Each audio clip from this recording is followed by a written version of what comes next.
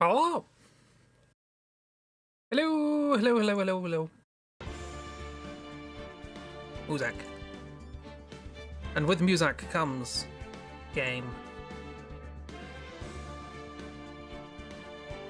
Hello, how we doing? Are we well? I'm running through all the episodes of Inside Number 9 in my head to work out which ones have gore.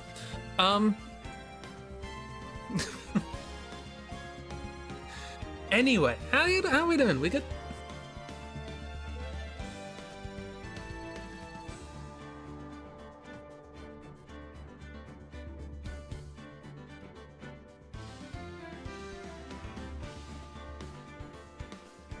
Doing all right.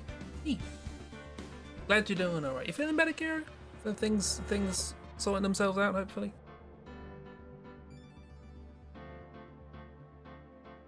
Fingers crossed. Hoping your library has access to all that too. Ooh, yeah, fingers crossed. It's got 6 series, which is good because that includes the series I think is best. I won't tell you which it is, though. Also, bear in mind, if you're going to watch them in chronological order, the first series is a little rough and some dated jokes, but otherwise, there's something to like in all series. So. And it's an anthology show, so you're perfectly capable of skipping an episode if it's too much. That's fair. I don't think anything would be too much in terms of what you've said, but again, the show goes a lot of places, so if there is anything you don't want to watch, do let me know. You'd be surprised what they go to. Still dealing with Poison Ivy shenanigans, but it's going to take a while. There's no Poison Ivy in Inside Number 9 as far as I'm aware. Doing okay considering. Well, hopefully it goes away swiftly. Swifter than this case is going on. Haha, segue.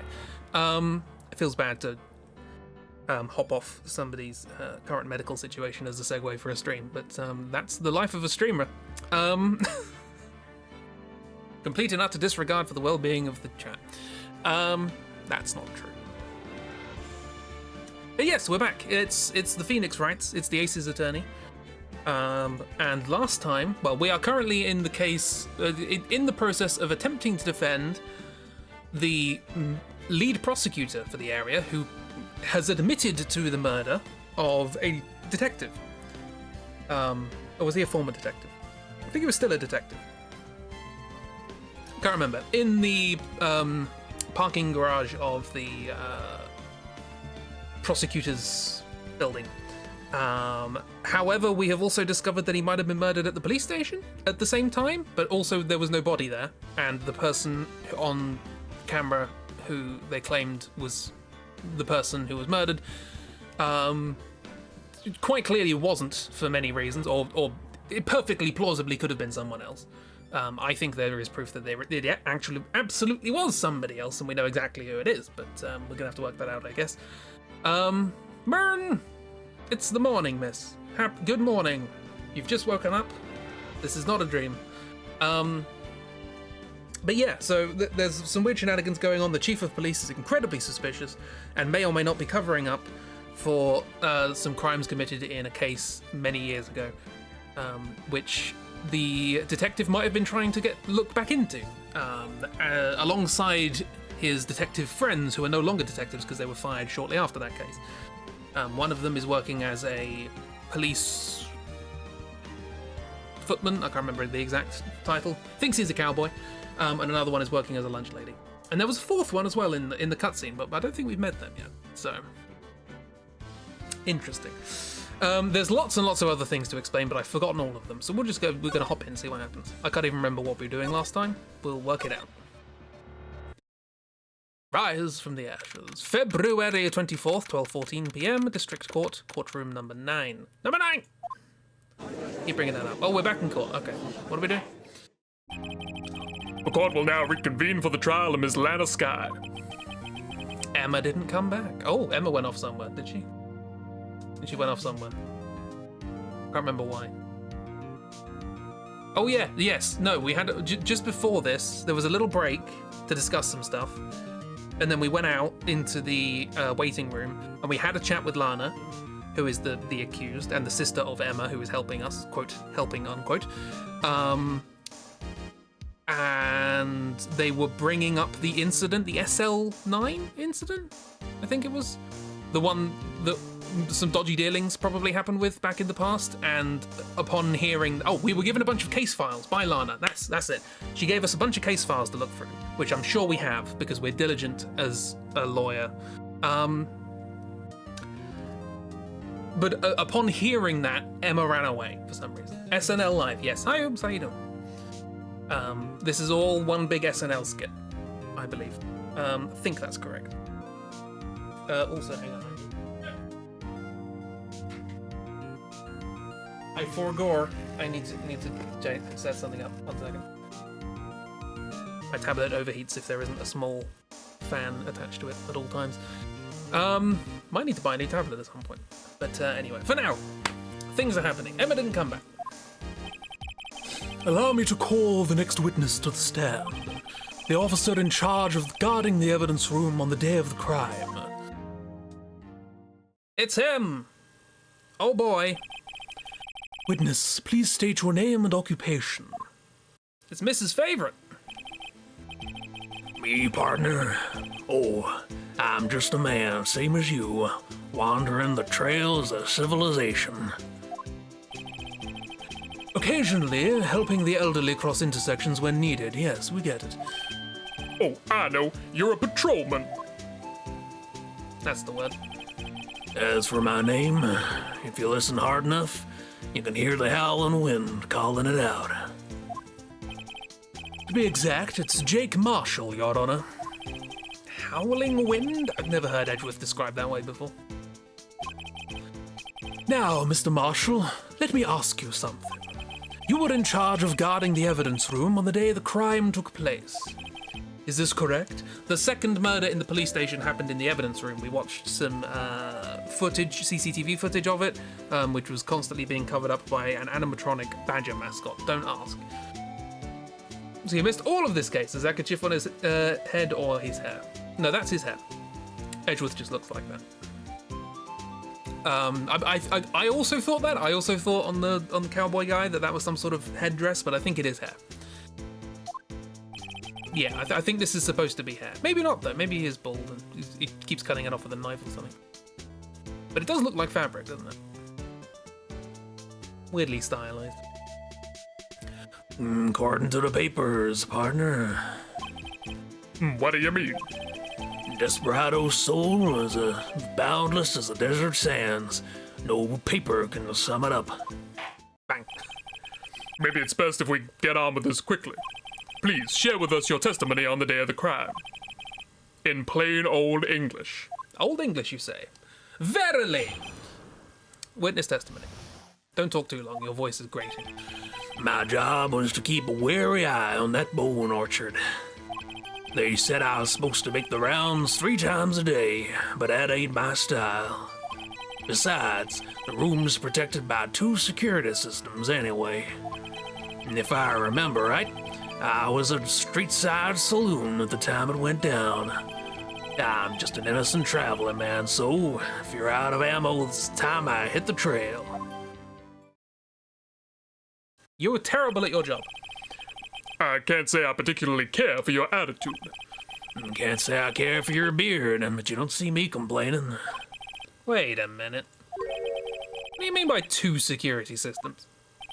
I mean the security cameras and the ID card reader. I reckon even a cowpoke like you knows about those. Yes, well, what about the fingerprint-activated locks on the evidence lockers? Fingerprint-activated locks? What kind of newfangled doohickeys are those? He's not being very helpful. Okay, yes, another thing. We're watching the security camera, and somebody went to the locker of the detective who was murdered, dressed as the detective who was murdered, opened the locker, which is apparently fingerprint activated, so only their fingerprints can open it, took something out, and then left. However, we noted in the security footage that the locker was already unlocked when they got there, and was probably being jammed open by a rubber glove. We also noted that on the way out, something got stuffed into a locker, a different locker, so they have to, presumably, had to have had the fingerprints of whoever's locker that was, and it's this guy. So the running theory is this is the guy who dressed up as the other guy. this guy also used to be a detective and used to work with the victim. And we think they were investigating the previous crime and were trying to investigate it when they got murdered. So, we'll see. Yes, we saw the security video last time. It was very silly. He's not that good with machines or with following orders. Everyone's got their weaknesses now, don't they, Mr. Prosecutor? This one seems like trouble. Okay, Mr. Wright, he's all yours. Love that blue badge. It's so silly. My job's to keep a wary eye on that bone orchard. Hold it. How exactly did you keep an eye on the evidence room? I just made sure nothing moved in the security camera monitor. That room's so still, even time dies in there. I was just a caretaker who interred the recordings. You interred them? Videos and nothing aren't that useful. When time would come, I'd erase the tape. If nothing unusual is recorded, tapes are to be erased every 6 hours. Each time I'd erase a tape, felt like I was erasing part of my life. This guy has a flair for the dramatic, but it isn't going to do him any good. So, in actuality, you don't physically enter the evidence room. They said I was supposed to make rounds 3 times a day, but that ain't my style. What do you mean it ain't your style? It's your bloody job! But you made your rounds on the day of the crime, right? Ain't you heard a word I said, partner? I told you that ain't my style. I'm afraid I don't understand. No, Desperado, I know let's... No, Desperado, I know let's rule. Let's get in his way. No desperados I know join the police force. He's got a point. So, Officer Marshall, on the day of the crime? Just between you and me, I didn't set foot in the evidence room that day. There was a rubber glove stuck to the victim's locker. Do you know anything about that? Sorry, partner, I can't say I do. I haven't been in that crypt in weeks. How does this guy avoid being fired? Also, we did find his fingerprint in there. So, it's relatively fresh. Besides, the room's protected by 2 security systems anyway. You used to be a detective, so you've used the evidence room in the past, correct? Of course. Back in the day, my locker was a gold mine of evidence. Bang. And yet, you didn't know about the fingerprint locking mechanism. Sorry, partner, I ain't good with machines. Couldn't even tell you how a bike works. That's quite incredible.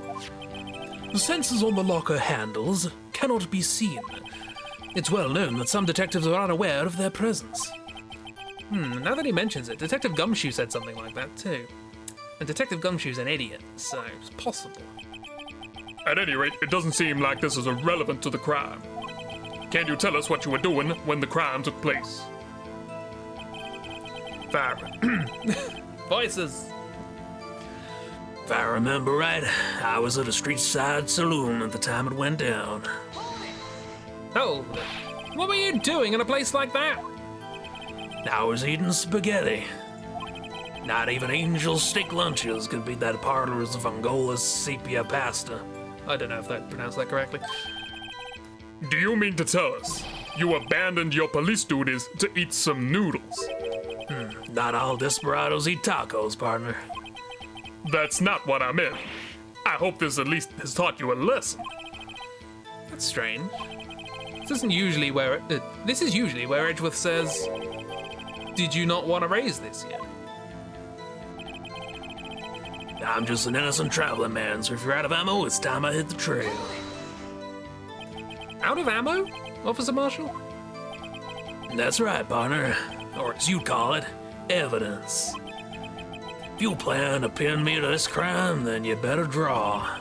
Otherwise, you're just wasting my time. My steel horse is waiting to carry me back west into the sunset. One thing seems clear. Despite being responsible for guarding the evidence room, the witness doesn't appear to have seen anything. Texans don't take orders from anyone. Everyone knows that. You're not Texan. Apparently your superiors don't. Okay, I have a trump card up my sleeve, so I best keep my cool. Before I use it, though, I better up the ante. Okay, so don't use the trump card, but up the ante. Right, let's have a reminder of what we have. The ID of the deceased, ID card number 5842189. The trophy that Edgeworth won on the day of the murder for being king of the prosecutors. It's broken. Edgeworth's knife, which was apparently the murder weapon, found on the scene of the crime in the parking station place. I want to call it a car park, but in this game they call it a parking lot. Language. Parking stub, proving that Edgeworth arrived 3 minutes before the murder apparently took place. The blue badger, the thing that was wobbling around outside the police station and at the scene of the crime at the police station, quote unquote. It was in front of the security camera getting in the way. The autopsy report, the victim died around an hour and a half of 4 p.m. We found a note from them, 221 SL9. SL9 is a reference to a previous case we don't know much about. And 221 is the day that the evidence... Well, it was the day that the murder took place, but I think it was also the day that the evidence for that previous case was going to be removed and taken out of storage. So I assume they wanted to try and get in there and take that evidence so that they could examine it and try and work out what actually happened in that case, rather than what the prosecutors did, which is just make up evidence and prove someone was guilty without actually checking the facts. Lana's cell phone made a call 3 minutes after the alleged murder. Floor plans of the parking lot. Photo of the parking lot. There's Lana there. Taken by Angel Starr, one of the other investigators that got fired, who is now not an investigator but is a lunch lady. Victim's shoe covered in blood from Goodman and Lana. A switchblade knife. This was from the SL9 incident, not the case we're investigating now, but the one in the past. This was found in this car, in the exhaust pipe of this car, just stuffed in there. Some testing fluid for blood. We have an ID card record of everybody who went into the evidence room at the day of the, quote, murder, unquote, at the police station. Which, so far, is someone, Edgeworth, Meekins, who is the poor unfortunate police officer who stumbled upon the person in the evidence room at the time and is now being accused of their murder. Then the victim, 5842189. The ID checks out. They are unique, apparently. And then Mike Meekins going in to follow him, and then an altercation took place. We have fingerprinting set. Screwdriver. Evidence from a past case of Edgeworth's are brought back to his office by Gant's request, for some reason. I'm still not entirely sure why that's the case, but I reckon it's Gant trying to screw him over for something. A lost item report. Goodman half wrote out a slip saying, I lost something, but didn't specify what. The conjecture here is that it was the ID card and it got stolen and then used here while he was somewhere else. Floor plans of the evidence room. Let's have a look at those. We have this here locker, which had Cowboy's fingerprints on them. We believe, and also had something sticking out of it at the end of the altercation, but not at the beginning of the altercation that took place here. So presumably somebody stuffed something in there at the end of that. There's this locker, which is gumshoes, and it had a bunch of bloody handprints on the front. And this was where the altercation took place. Meekins and the person dressed as the victim trying to get into the evidence locker over here, which was Goodman's. Rubber glove, extremely thin rubber glove from the SL9 incident, was jammed in the door to stop it being locked. Evidence locker. Indicator lamps light up when it's open. We have there was a broken jar. We pieced it back together. A bunch of it's missing. We don't know what it is or what way up it's supposed to go. It has holes at the top and bottom, so we're not entirely sure what it is. We have his fingerprints.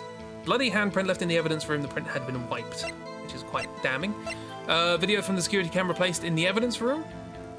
I guess we could just quickly have a look at that. So this was what took place on the 21st of February at about 5:15. So this is already unlocked, as we can see.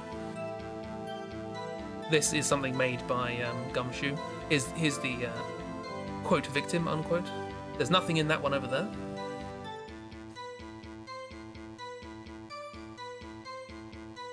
Yep, there's the glove that falls out.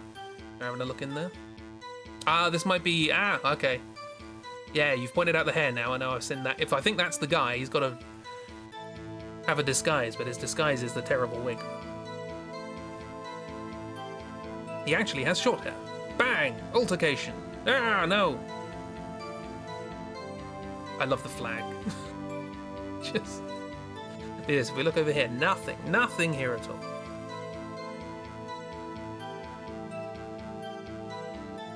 He slumped on the floor, this is open, and stuff's gone. Presumably the other guy left, but in the process, something is now stuffed into this locker. So that's the scene of events there. We're trying to work out what's happened in this room.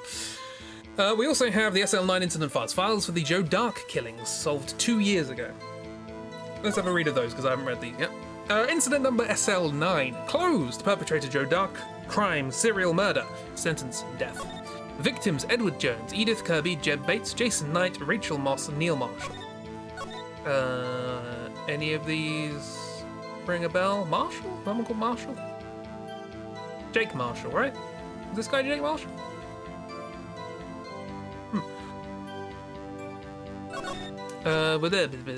Stop skipping, thank you. Trial data, head prosecutor Miles Edgeworth, I think it was like one of his first cases. Witnesses, Alana and Emma Skye. They were witnesses. Interesting. Investigation Task Force. Executive investigators, Damon Gant, Alana Skye. Head investigator, Bruce Goodman. Investigators, Jake Marshall and Angel Starr. So there was a Marshall there. Interesting. Okay. Righto. Right, what are we doing here? Just to make the rounds, rooms protected by security systems. Street side saloon, at the time it went down. Innocent traveling man, sorry if you're out of ammo. I mean, I don't... I want to bring up the fingerprints, but Phoenix did just say, let's not use our big guns just yet. But I don't know what else to do, so I'm gonna show him the fingerprints.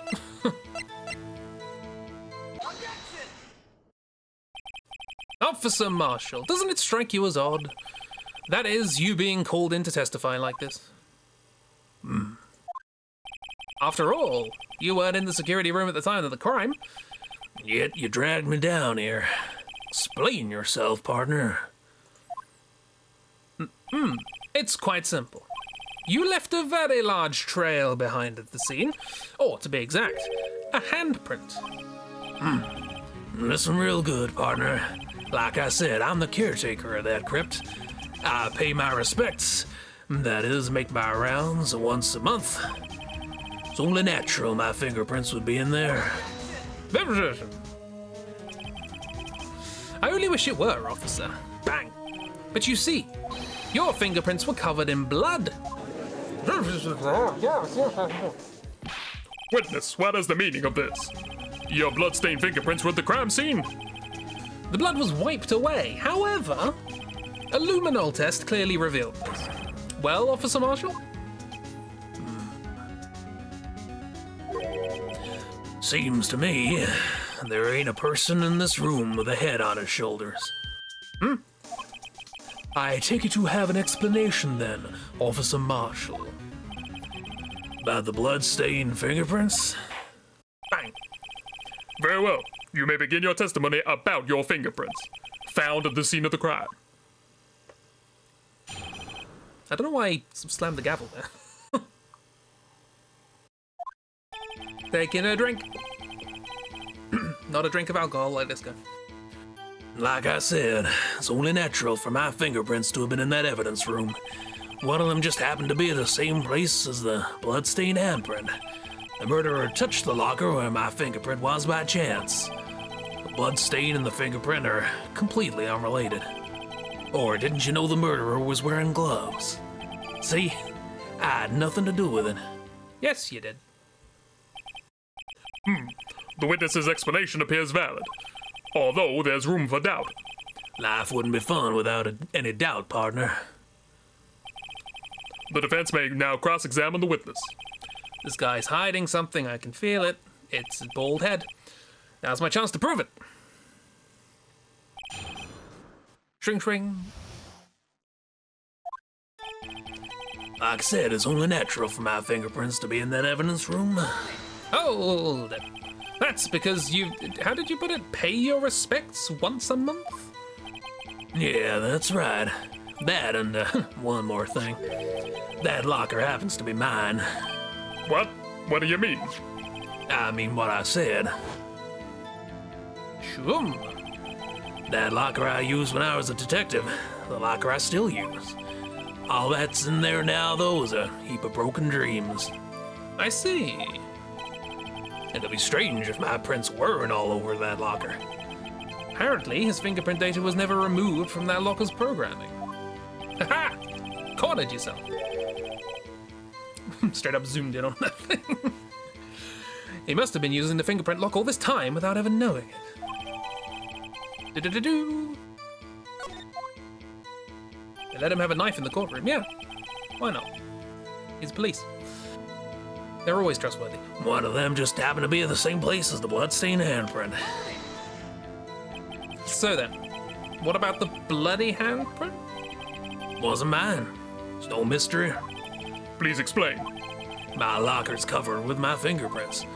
Just so happened. The murderer touched the locker where my fingerprint was by chance. Bang. The chances of that happening are 1,000,000 to 1. On the contrary, one could argue just the opposite. Chances of that not happening are 1,000,000 to 1. Get one thing straight, partner. You ain't gonna get no reward for me with a mere fingerprint. You wanna know why? Blood stain and the fingerprint are completely unrelated. Unrelated? They're as different as night and day. Kinda like cereal and cereal. One's got to do with breakfast while the other's a type of murder. He's right. Although seemingly alike, they're totally different. I don't see what homonyms have to do with this. I feel like this has come straight from this trial Oops has been watching. This is the thing, I've been playing this game going, wow, silly, people just make, very silly things happening in courtroom, isn't that funny? And then Oops describes what's actually happening in courtrooms and going, oh, okay. Didn't you know the murderer was wearing gloves? Hold it, how do you know that? I may be a loner, but I still do my job. Keep up on the reports. There was a blood stain at the scene, thought to be left by the murderer. That's right. It was found on Detective Gumshoe's locker. However, no fingerprints were detected on that handprint. Oh yeah, I think we tried that too. Trial's done. The Commonwealth took their sweet time with 69 witnesses. The defense had 6 witnesses that just sniped from orbit. By, actually not being shady as hell. So that would mean the murderer, wearing gloves, happened to place their hand on top of Officer Marshall's fingerprint. That's the only logical conclusion. You're starting to get the picture, partner? The picture? This seal of blood in the desert, it's just food for the buzzards. Huh?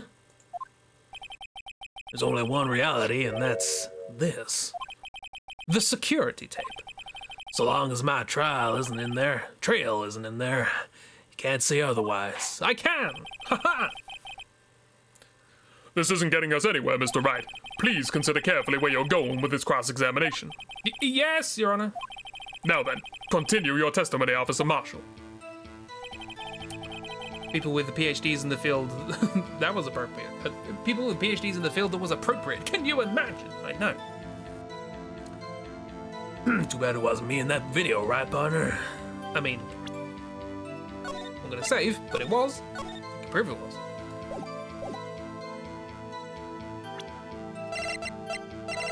I don't know what I'm gonna. Oh, I'll use the video because the evidence is in the video. This evidence, come on, Phoenix, you're better than that.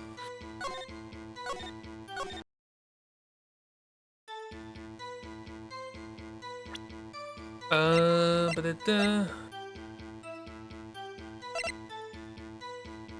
mean, this, because this is what I want to use.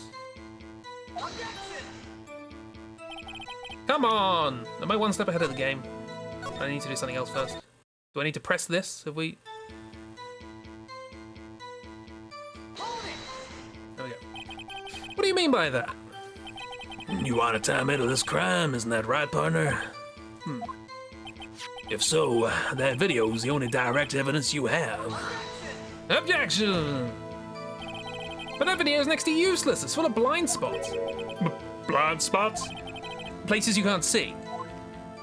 The camera's panning back and forth. The floor isn't shown. If someone was familiar with the camera's position, they could leave the room without being caught on tape. Bang. We don't have time for your speculations, Mr. Wright. Well, Mr. Rat, if you can show us evidence in this video that indicates Officer Marshall was present, please do so now. Yes. Very well. Allow me to point out your mistake, Officer Marshall. Tread carefully, Mr. Wright, or you might wind up being the one making the mistake. Now then, let's have another look at that video. Show us this incriminating evidence of the witness, Officer Jake Marshall. I have to wait till the end. Oh, we can fast forward, come. Oh, shut up a mile. Can we just jail him? I don't like his aura. No.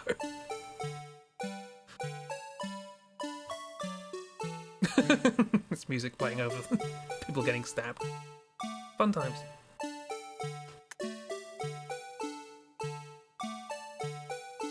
Pause. That, please. Bing. Bang. Bringing our attention back to the security camera is a mistake I'm afraid you'll soon not forget, Officer Marshall. Not soon forget. Not forget soon. English is weird. Days are short in Texas, and so are our tempers. Could you sum up what you have to say in 8 words or less? Fewer. Very well. You can clearly be seen in this video. Exactly 8 words. Not bad, partner. The key lies in a certain locker shown in the video. Bada bing, bada bing. That locker with the white cloth sticking out? That was witnesses, I believe. Now then, let's rewind the video a bit. What does that mean, the days are short in Texas? I don't know. I don't think he's been to Texas.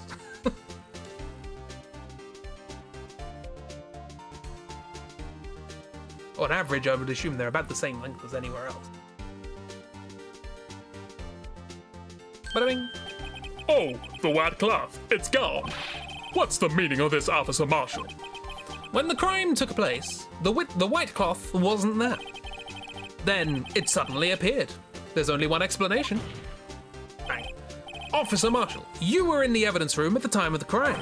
What's more, you opened your locker when the camera was turned away. You drinking? Order, order. It would seem that's the only... Hold your horses. Sorry, partner, but you got the wrong man. So what if my locker was open? That doesn't mean I'm the one who opened it. Yeah, it does. The murderer needed to hide something, so he opened a locker and stuck it in. It's not my fault he happened to choose mine. Fingerprints? Everyone forgotten? Everyone forgotten the fingerprints? Okay, no, okay, everyone has remembered, this guy's forgotten. Isn't Texas near the equator? Aren't days longer over there? I guess they're just always the same length, as opposed to if you're further from the equator, you get more of a seasonal change. Why is everyone staring at me like I'm a wanted man? This guy isn't just playing dumb. He really doesn't know.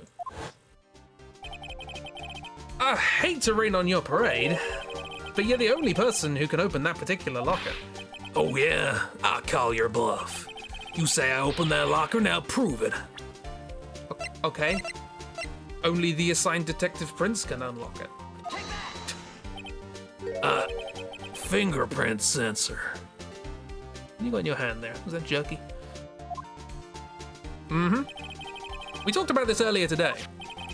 The lockers can only be opened by the detectives they belong to. What kind of crazy talk is this? Well, Detective Gumshoe did mention something about this.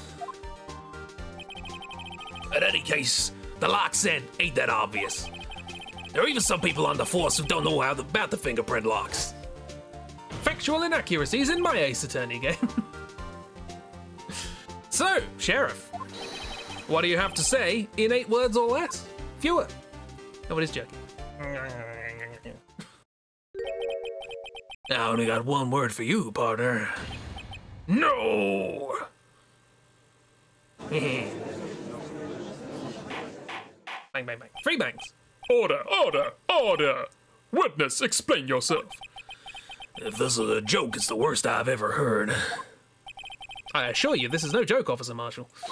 Now then, please tell us what you were doing in the evidence room at the time of the crime.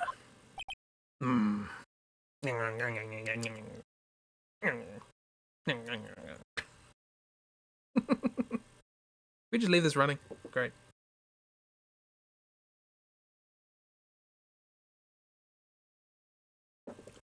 Drop it. Bad boy. Down. Olay. Why did I say that? Please answer the question. What is he now, a bullfighter? That's all right, Officer Marshall. I believe we can figure the rest out from here. We can? Have a look at these floor plans. It's a photograph. There's no place for someone to hide in the evidence room, apart from behind the camera. Yet, Officer Meekins didn't see Officer Marshall.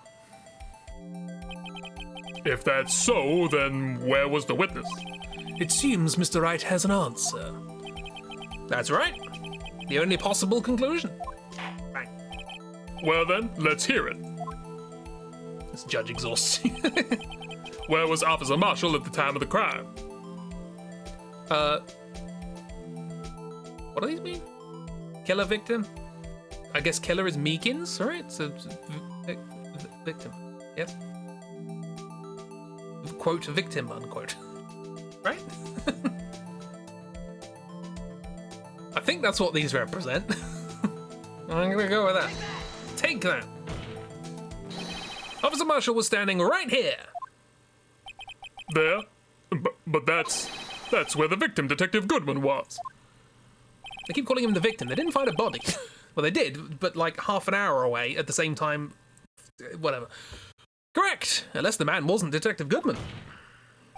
I believe the victim in the video is Officer Marshall. It was you, dressed up like Detective Goodman. Objection. Bang. But that's preposterous. Officer Meekins witnessed the detective at the crime scene. Once he saw the man's face, he'd know for sure. Objection.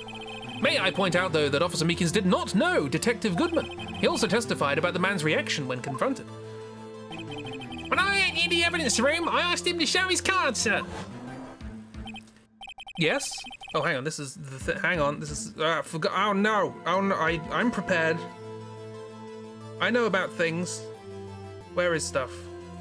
Is it here? Yes, this is here, yes. Yes, and how did Detective Goodman respond? He suddenly pulled a knife on me. Something about the officer's story puzzled me. If the man had had his ID card, why didn't he just show it? Yes. He would have needed it to enter the evidence room, so he must have been carrying it. The answer is simple. He couldn't show it. As you can see, Detective Goodman's picture is on his ID card. Look at him. Gorgeous face. Oh, I get it. If he showed it, his cover would have been blown. Officer Meekins would have realized the man wasn't Detective Goodman. Do you have anything to say to this, Officer Marshall?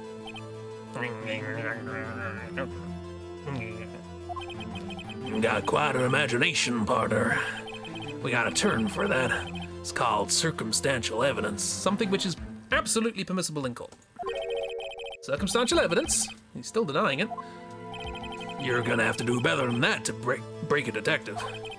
Unless you have hard evidence proving I dressed up as the victim. Can you open your locker, please? That'll be great. I can't say I particularly care for your uncooperative disposition. Now, I can't say I care for your beard, but you don't see me complaining. You've complained about it twice now. Well, Mr. Wright, do you have any evidence proven beyond a shadow of a doubt that Officer Marshall dressed up as the victim? Not right now. Well, who am I kidding? I don't have anything like that. Now I can see the fear in your eyes, partner. Seems you're the one who couldn't take the desert heat. Is man a robot who keeps saying the same line? He might be an animatronic, I wouldn't put it past him. It's gotta be happening. So obvious he's the one. What can I do?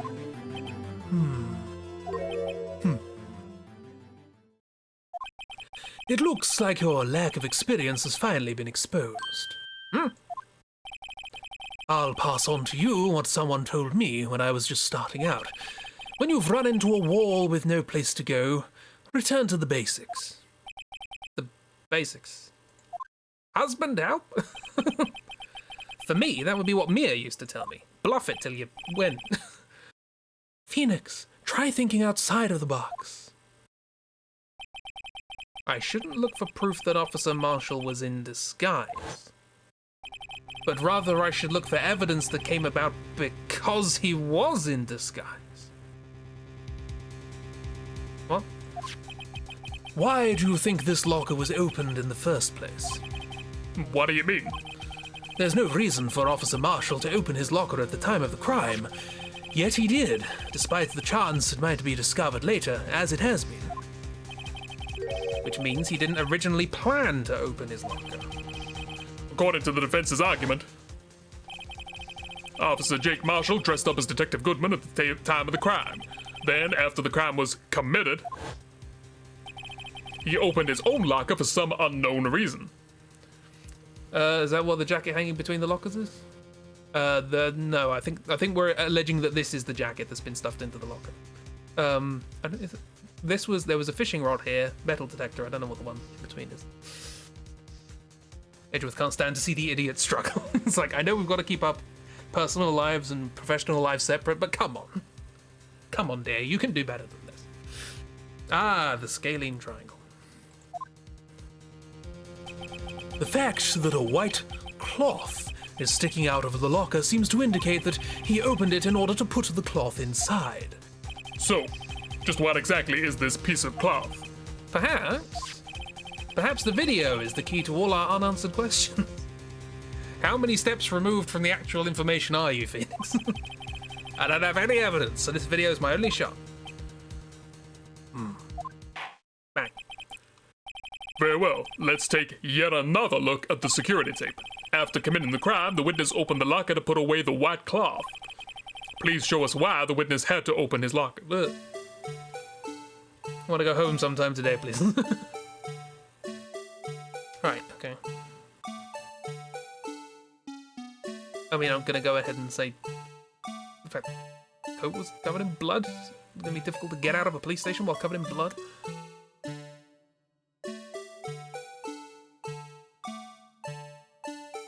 Ah, there. That's a good time to do it. How do back, Jay.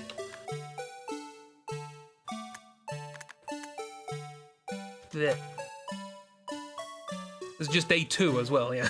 No, this is still day 2. I'm gonna say that. I think that's reasonable. Take that!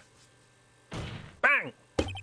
For some reason, you disguised yourself as Detective Goodman and entered the evidence room, though I don't know to what end. Yet. Yet? However, something unexpected happened. Officer Meekins barged in on you. When asked to show your ID card, you pulled a knife on him. However, Officer Meekins panicked. Oh, that panicked face. Got a chin as well. And the white coat you were wearing was soiled with blood. Not a nice way of putting it. A bloody white coat. You couldn't just walk out like that. So you hid the coat in your locker. Not bad, partner. Soiled! To get evidence, probably. What was in the locker? Yes, evidence from the previous case, the SL9 incident, which it seems the prosecution's people's basically falsified evidence to prove that somebody had done a crime, and the actual investigators were annoyed at this. And just before all the evidence was going to get thrown away, they went in there and tried to nick it all. SL9, yeah. Just take the coat with you. I mean, it's covered in blood. You could take it off, I suppose, and wrap it up. But then your disguise would be kind of ruined. I don't know. It was the heat of the moment. He'd just been attacked with a knife. Now then, Officer Marshall, are you ready to tell us the truth? Looks like I underestimated y'all. I hope you're happy now, Mr. Edgeworth. 2 years ago. If you were only half as persistent then as you are today, we all wouldn't have to be here now would we? Bang. Officer Marshall, tell the court what you did. All of it. All right. Seems the time has come.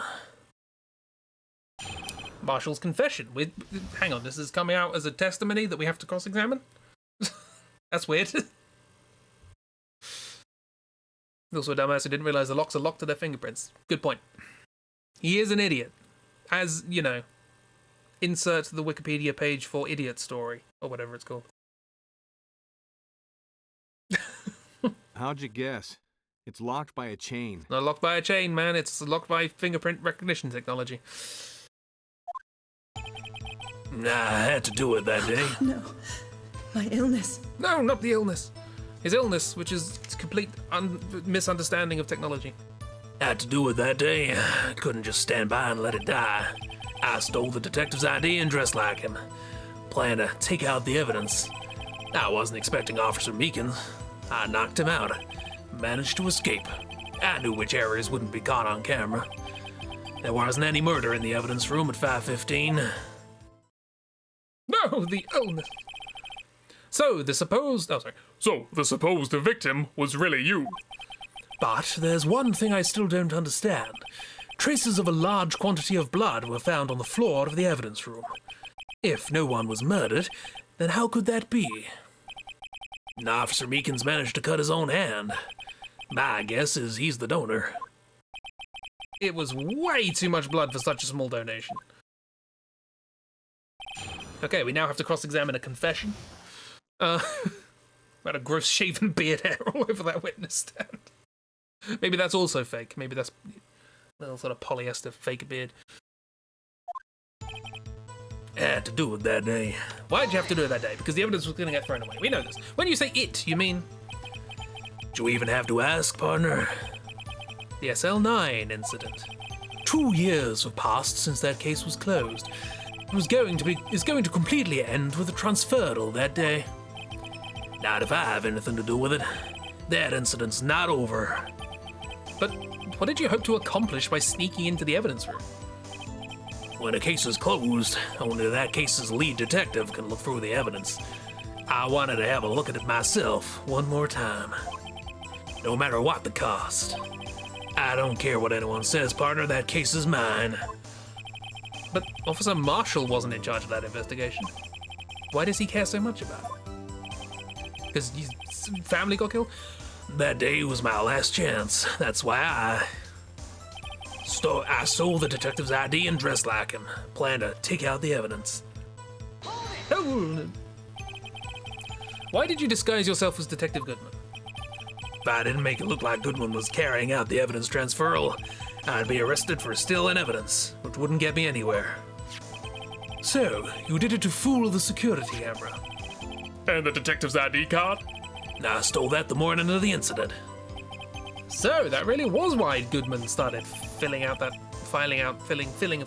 lost item report. I returned his ID card. I left it on the floor in the prosecutor's office parking lot. The ID card I found was left there by Officer Marshall. So, essentially, you managed to succeed despite your lack of foresight. What do you mean, partner? I mean the fingerprint-activated lock, of course. No matter how well you disguise yourself, you can't change your fingerprints. Under normal circumstances, you wouldn't have been able to open that locker by yourself. But he could because it was locked. No, it could because it wasn't locked, because a rubber glove just happened to get stuck in the door. That means Detective Goodman must have opened the locker before Officer Marshall. No, I wasn't expecting Officer Meekins. I knocked him out.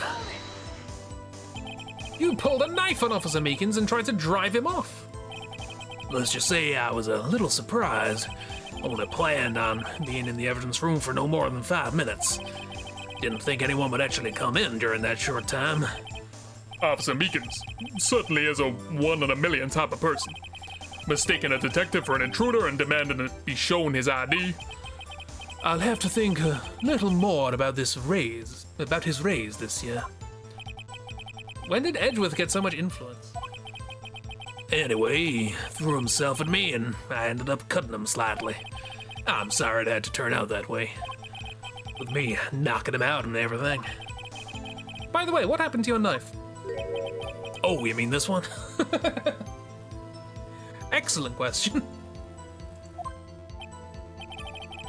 I don't know what to say.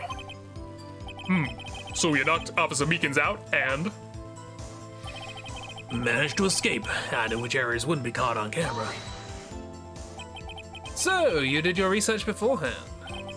Those who go into the desert unprepared don't live long, partner. I didn't think it would make a difference, though. Security tape is erased every 6 hours. If all had gone as planned, no footage would have been left. However, you bloodied your coat in your struggle with Officer Meekins. If someone was in the security room when I came out, the jig would have been up. I opened my locker and stashed it in there. What was Officer Meekins doing during that time? What else? He was sleeping like a baby. So what you say it is, on that day, There wasn't any murder in the evidence room at 5:15. Bang! But the blood found at the scene certainly indicates a crime took place. What are you, blind? The victim shown on that tape is me, and I'm not dead yet, partner. So, you stole the evidence from the locker? Actually, no I didn't. Why not?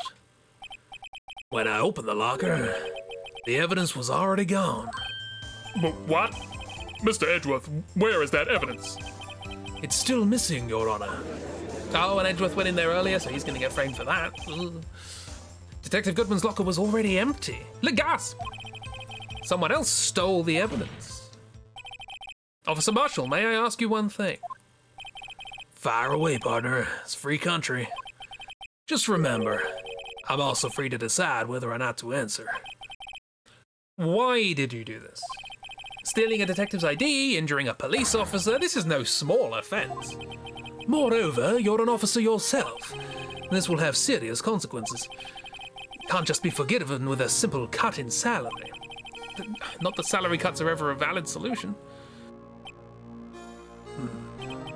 Press Miles, not again, we discussed this.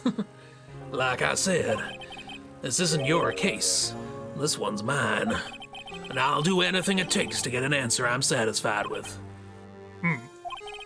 The witness has an unusual amount of zeal. Let's hear more. I can't just forget the SL9 incident. You know why? Your brother was killed or something. But that case was solved 2 years ago, wasn't it? That's the reason the evidence was stored in the evidence room. Joe Dark was convicted for his crimes. One thing I can say for sure is he deserved his sentence. I remember the Joe Dark case. It involved serial murderers, didn't it? I don't intend to complain about how it turned out, but there's something that still bothers me. Something went down at that trial. Something no one will talk about. What happened? I don't know. That's what I'm trying to find out. Why is he so concerned with that incident? Maybe I should present him with what I think his real reason is. I had a feeling we'd wind up here sooner or later. Everyone involved here is related in some way to that case. I'd better take another look at the files. Had to stand by, let her die. Stole the knocked him out, managed to escape. Murder.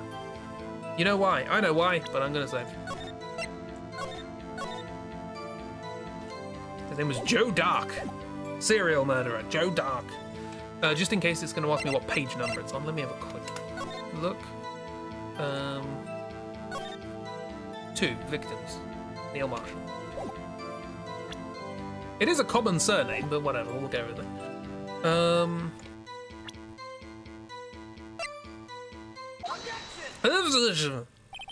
Officer Marshall, I think I understand. I think I know why you care so much about the SL9 incident. Sounds like you've been sipping too much cactus juice, partner. I have the SL9 incident file here. The name Marshall is mentioned in here. In a list of murder victims. Point. Neil Marshall. Are you related to this man? Neil Marshall. Yeah, I'm sure you heard the name. 2 years ago, Oh, hello. he received the same lousy prosecutor award you got. That was the other guy in the picture. What? A prosecutor? He must be talking about the King of Prosecutors award. Now I remember Prosecutor Neil Marshall. He handled the SL9 case before I did. That's right. He was killed.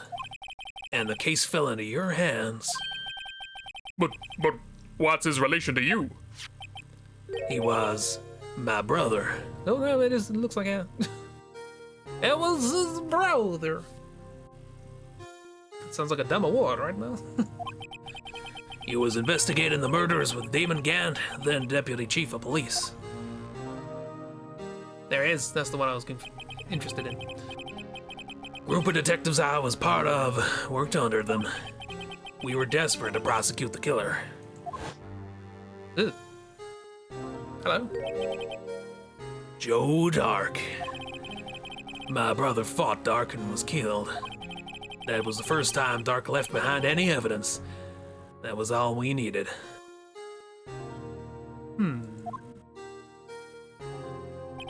Looks like Playmobil. He was arraigned and incarcerated. The case was finally closed. At least, according to the public records. What do you mean? My brother couldn't have been killed by Joe Dark.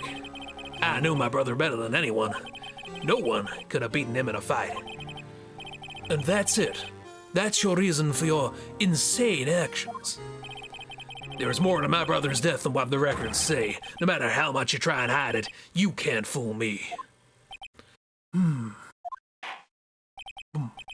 Well, at least one thing's for certain. Now we know what happened to the police department on the day of the crime. That was the last day the SL9 case could be reopened. Not satisfied with its resolution, Officer Marshall planned to steal the evidence. Disguising himself as Detective Goodman, he entered the evidence room. Officer Meekins confronted him, so he rendered him unconscious and fled. Takes off the hat and the wig is just glued to it. Yes, this mystery has finally been cleared up. No, it hasn't. Where's the evidence? No murder took place at the police department that day. I bet it did. I bet it did. The things that happened by chance never cease to amaze. At exactly the same time as the murder at the prosecutor's office, this fake murder was going on at the police department. Chance? It's got to be more than just that. Bang. So, if no one was murdered at the police department on the day of the crime, that means the murder in the prosecutor's office parking lot was the real one. Which in turn means only one person could have committed the crime. Chief Prosecutor Lana Skye. But wait, a verdict wasn't reached in yesterday's trial. Objection. Which is why we examined the incident at the police department today. But there's only one reason the defendant was not convicted yesterday. There yet remained the mystery of the simultaneous murder at the police department. Seems to me this boy's got the draw on you, partner. Really good they have an action photo of her killing that guy. All of the mysteries of the police department have been resolved, no doubt about it. Apart from quite a few of them. Our sole murder took place at the prosecutor's office. The only suspect is Lana Skye. And the testimony of one Miss Angel Starr is completely incontestable, apart from all of the things that were contested about it. If you have a response, make it a single word or less. Fewer, Edgeworth, come on, grammar. That's not a word. I rest my case. Slapped his desk at you, Phoenix. We're in trouble when you get home. Gonna have to eat leftovers because Miles isn't taking you out to dinner anymore. It seems this trial has reached its conclusion. There's no room for doubt. Well done, Mr. Wright. Thanks to you, I didn't need to waste my time disproving the alleged murder at the police department. Still unanswered questions. There's no doubt what I proved today is true. The apparent murder on the security tape, which wasn't a murder, really was fake. It wasn't fake. But I didn't realize that would end up proving Lana's guilty, because I don't think more than half a step ahead. Now then, the time for the verdict has arrived. This court finds the defendant. Objection! Hold it! Hello, how you doing? Your Honor, wait! Emma? The defense has an objection. A scientific objection. The amount of blood? Right? What do you mean, right? Mr. Wright, are you this girl's guardian?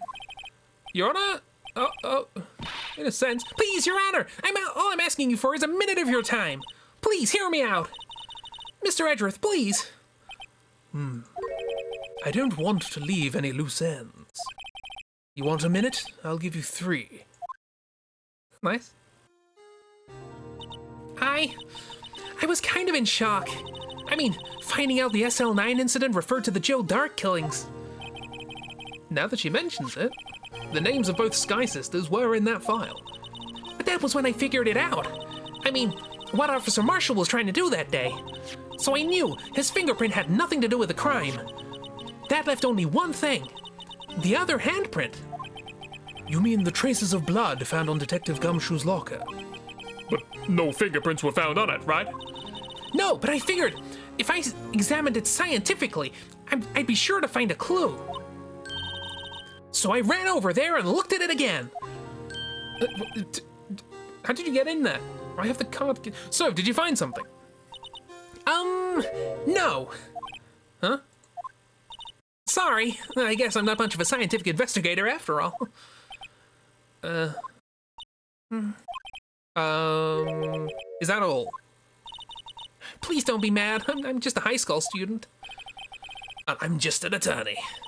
But Mr. Wright, those traces of blood are the only clue we have. If we can't find something wrong with them. Please, Mr. Wright, you're a professional. If anyone can save Lana, it's you. Me? Oh, boy. Time's up. Now then, Mr. Wright, with regard to the incident of the police department, does any reasonable doubt remain? It appears the defense is troubled by the other blood mark. These just recolored Maya spray. They're definitely like the same poses. What was the point in this, Em? There not being anything is still something. Looking at the floor plans, a handprint was discovered around here. Is there a problem with this? Mr. Wright, I'm sorry I can't be of more use. But still, if you can't find anything wrong with that blood mark, Lana will be... Please, answer my question, Mr. Wright. We don't have all day. Yes, Your Honor. If ever I needed to concentrate, it's now. What could be wrong with that handprint on Detective Gumshoe's locker? Could there be something I'm missing? Yes. Yes, there is. Because there was an animatronic standing in front of it at the time that this altercation took place. And therefore, how the hell could this guy have gotten a blood print on there? I am going to save, though.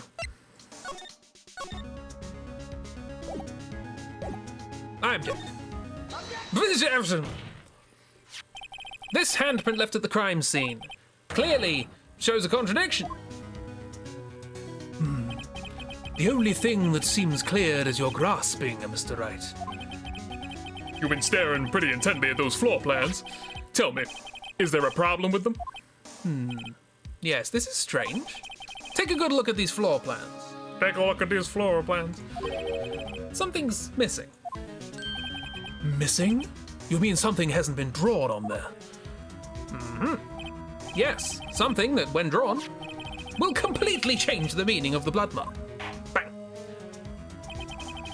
Let us pray the defense isn't simply trying to buy time. Very well, Mr. Wright. With all this evidence here, there's gotta be something I can use. The question is, which item can prove something is missing on the floor plans? I knew this was in my inventory for some bloody reason. You know, my cousin Vinny, the main couple's thing is they're so good at arguing with each other over nothing that it's a kink for them? That's them. Okay. Take that! What are you... Hello? Why are you here? You're not in the stand anymore. Where's Emma? What about that piece of plywood? The Blue Badger, mascot for the police force. Defender of the truth, guardian of proof. Explain yourself, Mr. Wright. Please, look at the floor plans of the crime scene. The Blue Badger's not here. So? So, watch what happens when we put him in. This is where he was dancing at the time of the crime. Ding. Well? Well, what? That's right. So long as the Blue Badger's dancing here, it would be impossible to place a handprint at this spot on the locker. What? It's there to haunt you. Got there quicker than a lot of other people who played this game did. Also, yeah, it's there to haunt you. It's to make up for all of the other stupid mistakes I've made up until now. So that means... just exactly what does that mean? It means it can't be done. What are you saying? Blood traces were undeniably found on that locker.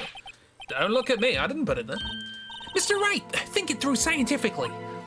Emma? On that afternoon, Officer Meekins was the one who brought the Blue Badger to the evidence room, right? After he put it down, it would be impossible to leave a handprint on that locker. So that means this blood mark was left there before the Blue Badger was brought in.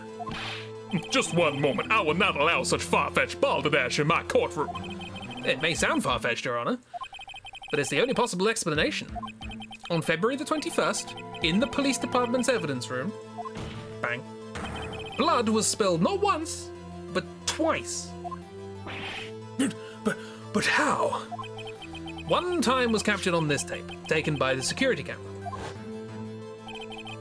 Officer Meekins cut his hand, from which a trivial amount of blood fell.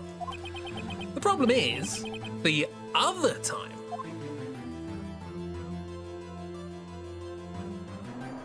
In Ace Attorney Chronicles, there are always at least two witnesses on the stand at the same time, and it's feral. You brute force your way into a courtroom on the witness stand and then behind the defense table. Oh, no. Does the place not have any bailiffs? Probably not. Very understaffed. Someone bled prior to the struggle shown on this tape. It had to have been. It had to have been Detective Goodman when he was really murdered. Wow, he got there much faster than I thought he would. That's ridiculous. I refuse to accept your absurd claim. The murder portrayed in the security tape has been proven to be a fake. However, that does not explain the blood mark found on the locker. So then, assuming this murder you purport really happened, when did it take place? I demand you show evidence that proves when it occurred. When did the first incident occur? To summarize, the defense claims that prior to the Officer Meekins being cut by Jake Marshall, who was posing as Detective Goodman, another incident took place in that evidence room. That's right. The blood mark on the locker proves this. Very well, then tell us, when did this first incident occur? As Mr. Edgeworth said, proof must be presented. Proof that shows when the murder took place. There's only one piece of evidence that can show that. Now then, will the defense please present its evidence? What shows when the first crime took place? It's the only thing that has times on it, I guess. It is.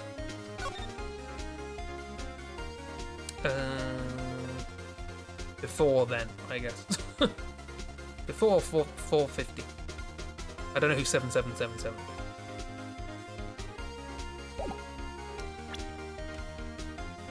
But also, I don't really have anything else.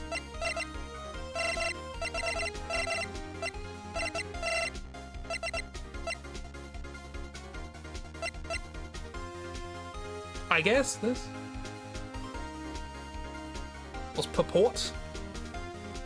It's claims, kind of. We're gonna put that on the pile with prefer or proffer, which Sheeb is fond of. Totally normal ID number, all 7s. Yeah, to claim something. Take that. If the crime took place inside the evidence room, then the killer would have had to enter it. And in order to do so, an ID card would have been required.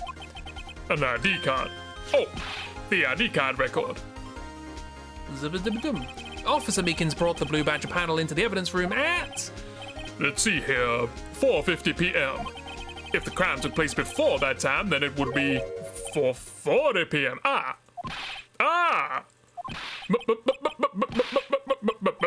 Miles Edgeworth, just what have you done? Nah, I never would have figured you had the nerve, boy. Drop the act, witness. Doesn't take a lot of thought to figure out couldn't have been me. Nope, I ain't getting it. I'm afraid I don't understand either. It's clear from the luminol test that blood was there. However, when the second crime took place, both Officer Meekins and Officer Marshall failed to notice the blood. That means the blood from the first crime was wiped away by the real murderer. I would have had just 10 minutes to murder the victim, carry his body away, and clean up the blood. Unfortunately, that's physically impossible. That would mean the crime must have taken place before Mr. Edgeworth entered the evidence room. Miles' wig is something. Tempted to watch the live-action movie. I'm also tempted to watch the live-action movie. Let's look at the chart again. Look at this chart again. There's only one other card number remaining. 7777777. Talk about a lucky number. But wait, that doesn't make sense. How could Detective Goodman have entered the evidence room? Since there's no record of his card being used beforehand, which he didn't have anyway, he must have entered along with the real murderer. Bang. That's the only plausible explanation. He went in with 7777777. Mr. Edgeworth, please look into this ASAP. Find out whose ID number 7777777. That's 1 7 too many, Your Honor. Oh, I said the right number. Bugger, whoops. Unfortunately, I am unable to look up the owner of that ID card, at least at present. What? Explain yourself, son. The ID number 7777777 belongs to someone with a rank of captain or higher. Someone who is a so-called executive officer. We don't have the authority to inquire into such person's identity. Bang. But that's ridiculous. Just how? I'm not finished talking, Mr. Wright. Ooh. There is one situation in which we can be granted such authority. If an official charge is filed against an executive, if an official charge filed against an executive is accepted. Yeah, get a warrant. An official charge. What does that mean? You're all alike, aren't you? With your cover-ups and your forgeries. That's how prosecutor's offices operate. Prosecutor's office operates. I take pride in my work, Officer Marshall. I would appreciate it if you would keep your slander to yourself. Slander, is it? Okay. Let me ask you a question. Yes? No, not to you. To her, the defendant sitting over there. Your own little executive. Lana? Don't be stupid. She's been charged with murder. Of course, we've looked up her ID number, and it's not 7777777. Don't play me for a fool, partner. That's not what I wanted to ask. All I want to know is one thing about that incident. The SL9 incident. Answer me this, Chief Prosecutor. In that trial 2 years ago, did you really only use legitimate evidence?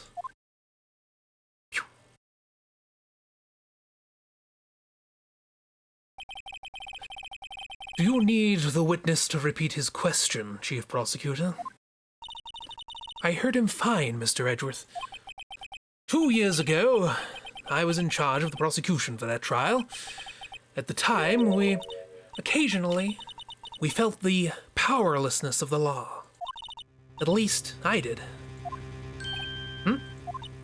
Lana? I became a prosecutor in order to suppress crime with the law. But before I realized it, we were the ones being suppressed by the law. Defendant, just what are you saying? The witness shouldn't be asking questions to the defendant. What kind of clownery? I'll ask you again, Chief Prosecutor. During that trial 2 years ago, did you really present all the evidence in court? That wasn't the same question. Can you look me, an investigator in that crime, in the eye and say that you did? Chief Prosecutor, you didn't. I don't have to, Officer Marshall. Why won't you answer him? Drastic crimes require drastic measures. That's just the way it is. We did what we had to, in order for him to get the verdict he deserved. But Lana! Even if it involved forging evidence. Ooh. No, clowns are in a different case, yeah.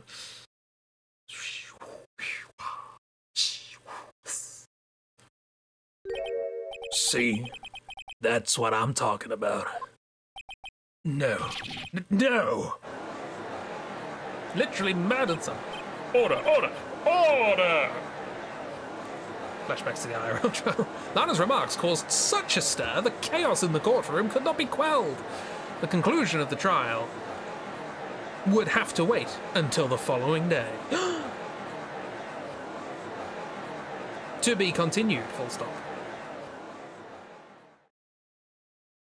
That would have been a great conclusion for the stream, but we've got at least half an hour left.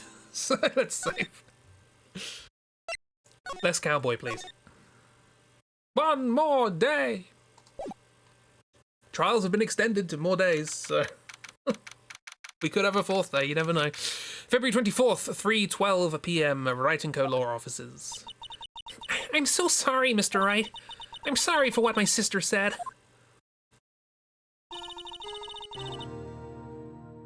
Drastic crimes require drastic measures. That's just the way it is.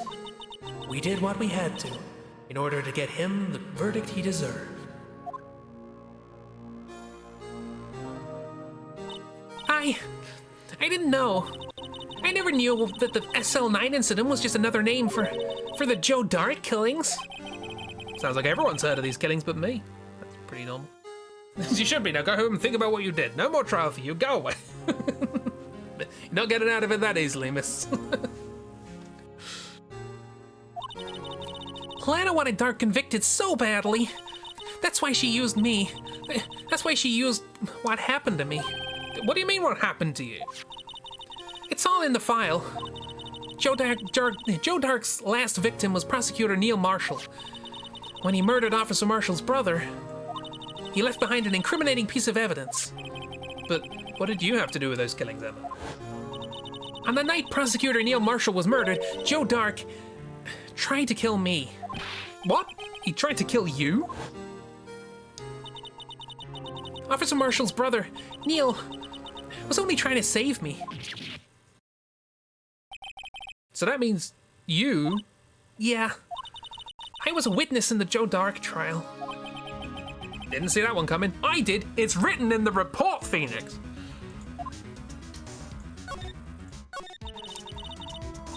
It happened 2 years ago. It was right about this time of the year, too. There was a terrible thunderstorm that day, unusual for the season. I was alone in my sister's office. We were planning to eat dinner together once she finished her work. Then, suddenly, this terrifying man came bursting into the office. Joe Dark.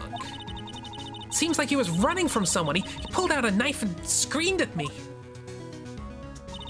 I didn't know what was going on. Just then, Prosecutor Marshall showed up. Jake Marshall's brother. Think Phoenix reads? We read it in the court. He has to have read it because he read other stuff that managed to be used in court as evidence. Like, Joe Dark tried to take me hostage, but before he could, Mr. Marshall tackled him. Then, what happened? I'll never forget it. Lightning struck and the lights went out. Another bloody lights out case. Suddenly, a bolt of lightning flashed outside the window, lighting up the office for an instant. So you didn't see it. What I saw then burned a permanent picture into my mind. I can still see it now. Permanent picture. Anyway, something else. About the incident. I don't remember the moment when Drake stabbed Mr. Marshall. So you weren't able to testify about that? No. I was only asked about when I was attacked. That must be why Lana why she made up the crime. Made it up? You mean provided bogus evidence? The prosecutor's office wanted that guilty verdict so badly. Lana forged the evidence and Mr. Edgeworth used it. Edgeworth? Yeah, but I'm sure he didn't know anything about it. He couldn't have known he was being given false evidence. Even so, that's when it all started. The rumors about Mr. Edgeworth, I mean. It's all my fault. If I could have just testified properly, none of this would have happened. You were like 13. And in a murder scene. How are you surprised, Felix? So it's true, even though he may not have known it. Edgeworth really was involved in falsifying evidence. No, he wasn't. He was involved in using falsified evidence. Come on, Phoenix. You're never going to sleep in the same bed with that attitude. Again, the implication was he's been kicked onto the sofa. After that case ended, Lana was never the same. She became cold like she is today. She must not have been able to face up to what she did, especially not to Emma. Permanent picture. What did you see in the instant that the crime occurred? An onion. Dark knocked down Mr. Marshall and raised his knife. Neil Marshall was stabbed right in front of this poor girl. I don't remember what happened after that. Apparently I passed out. When I came to, Lana was cradling me in her arms. Poor Emma. Oh, poor Emma. Poor Emma, you've been through so much. See, miss? Poor Emma. Poor Emma. I couldn't bring myself to testify about that instant. I tried, but the words just wouldn't come out. I drew a picture, but it wasn't any good. 2 years ago. You must have been 14? That's understandable. 13. He's 15, 16 soon. Once it was all over, I made up my mind. Poor Emma. Poor Emma. I decided that when I grew up, I'd become a scientific investigator. I want to be able to fight crime with my testimonies. And find the evidence to make an airtight case. That way, Lana would never have to forge any. I see. I think I'm finally starting to understand what makes Emma tick. But there's still something that bothers me about that crime. Something puzzling. There's something that's puzzling me, Emma. What is it? You said you were in Lana's office at the time, right? That's right. Why then would a serial killer come running in there? Not only that, but he was being chased by a prosecutor? Oh, there's no mystery there. Joe Dark had been taken in for questioning that day. Taken in for questioning? You mean by the police? Of course! This happened at the police department. He tried to run away halfway through the interview and fled into my sister's office. But why did he run all the way over to your sister's office? Because the detective's offices and the questioning room are right across from the elevator. Across from the elevator? But Lana was the chief prosecutor, wasn't she? No, silly. Didn't I tell you? 2 years ago, Lana was a detective. She was the best in the entire force. What? That's news to me. That is news to me. After that Joe Dark case, she was transferred to the prosecutor's office and made chief prosecutor. Lana used to be a detective? Bloody everyone's a detective. Who didn't used to be a detective? Edgeworth, did you used to be a detective? Possibly, because you're involved in a bunch of games about detectiving.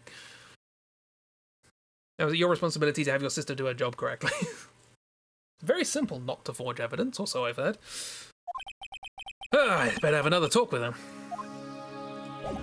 She got promoted through corruption. She got promoted through corruption from detective to chief prosecutor. That is a career change. Alright, okay, Lana. Let's have a little chat. Yeah, investigations. February 24th, Detention Center Visitors Room. Hello there. Lana! Mr. Wright, it seems I keep causing you trouble. Falsifying evidence. Didn't think you were the type. Criminals don't mind playing foul. Why should we? But Lana, if you're wrong, an innocent person might be found guilty. Believe me, I understand the risks. Lana, Emma told me about you. Oh? About how you were a detective 2 years ago. And how the SL9 incident was the reason for your transfer to the prosecutor's office. Oh, that. I thought you meant something else. That's right. Could you fill me in on the details, especially about that unusual change of jobs? Law school, who needs it? I suppose you have a right to know, Mr. Wright. Lana might be the worst person. Today's trial. A lot of revelations were uncovered at the trial today, not least of which was the fact that this case is largely connected to another one 2 years ago. Evidence from that case was stolen as well, though I expected as much. I know how obsessive Officer Marshall can be. That trial, it really wasn't fair, was it? I believed in you, Lana. I believed that no matter what happened, you'd always stick to the truth. It couldn't be helped, Emma. At that trial 2 years ago, I sold my soul. Insert Devil Went Down to Georgia. Think anyone here went to law school? Yes, Edgeworth. Well, all drama aside, the fact of the matter is, at 5:15, there was no murder at the police department. Tell me it's not true, Anna. What the witness, Miss Starr, said. About you stabbing Mr. Goodman with a knife. Lana, I don't understand. Why won't you tell us? Emma, this doesn't involve just me. I don't think I've ever seen Lana look so phased before. It also involves Tiny Theo, who she's staring at right now. He's standing on the desk. Why are we all okay with everyone falsifying evidence? I don't think we are. We're just going, okay, well, that's a fact. Let's try and work out other stuff. Detective Lana Skye. It's true. I was a member of the police force 10 years ago. She was amazing! They still talk about all the cases she and Chief Gant cracked together. Chief Gant? He was the deputy chief of police back then, but he still worked at the crime scenes. Damon Gant. He was everything I aspired to be. They were the best team ever! They solved crimes before the reports could even be filed. That's not suspicious at all. Emma really idolizes her big sister. But now, you're chief prosecutor. What happened? I always planned on becoming a prosecutor. The reason I became detective was to gain experience investigating crime scenes, so you could use that experience in court, right? Gant's help in the SL9 case was crucial to its resolution. After that, he became chief of police and arranged my transfer to the prosecutor's office. Maybe I should ask more about this investigation of theirs 2 years ago. 2 years ago, I was second in command of the detectives investigating Dark. Second in command? That means the investigation lead was Damon Gant, right? Yes. Deputy Chief Gant and I shared the same office and the same investigations. He's wearing a normal tie there, interestingly. They even had the same office. We led a team of the best detectives on the force. On an unrelated note, these four. Detective Goodman, whose case it was, Jake Marshall, and Angel Starr. It was the first time Marshall worked with his brother. He was quite gung-ho. Did she crack them, or did she falsify evidence to crack them? Without a doubt, Joe Dark was the serial killer.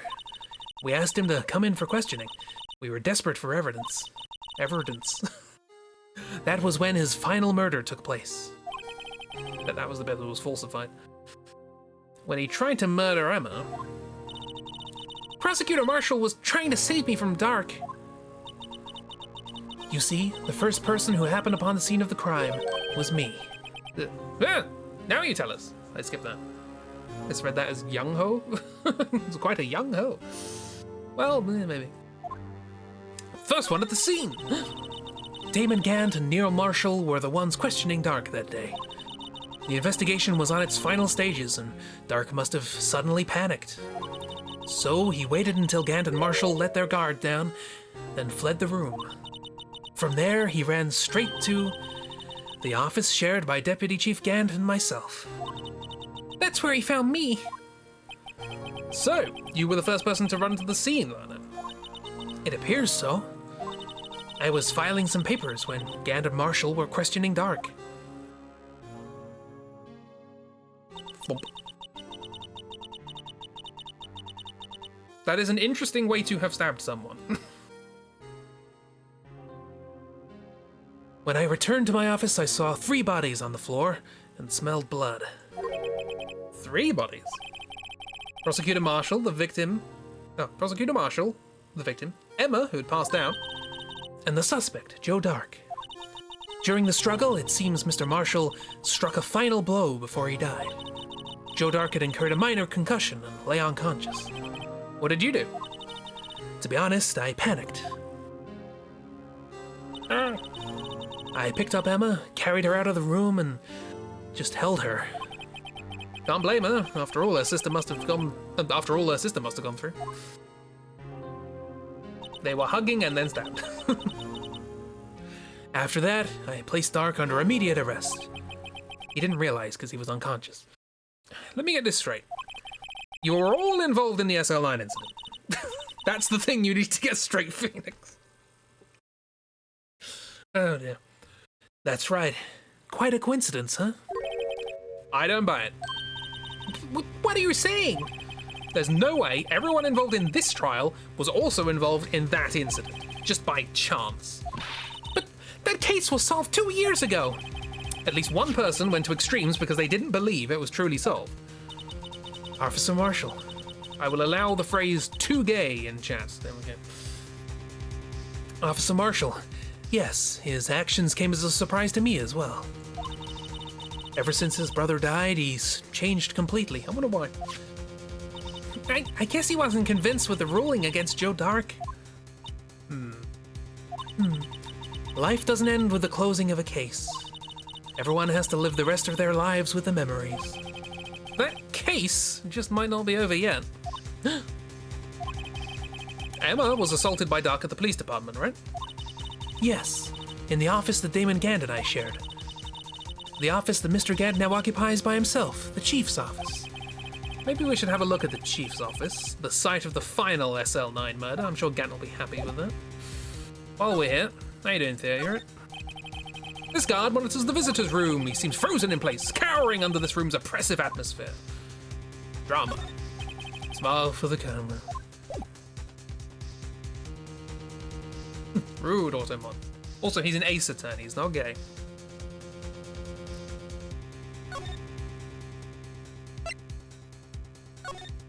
I didn't mean to go here, but I'm here now. February 24th, prosecutor's... Oh, no, I didn't mean to come here. Prosecutor's office, underground parking lot. No one's here today, not even Miss Starr. Everyone's probably busy looking into what exactly went down in that evidence room. That must be where the detectives are. But we proved in court today that on the day of the crime, no one was murdered in the evidence room at 5:15. Yeah, but not at 5:15. Ah. Yeah, I thought we were finally making some headway in our case. But instead, it looks like we just ended up making Lana look even more guilty. Hang in there, Lana. Gotta find all the answers by tomorrow. So it's still day 2, but whatever. Split attraction model. He can be both gay and ace. He can be ace and homo-romantic. You know?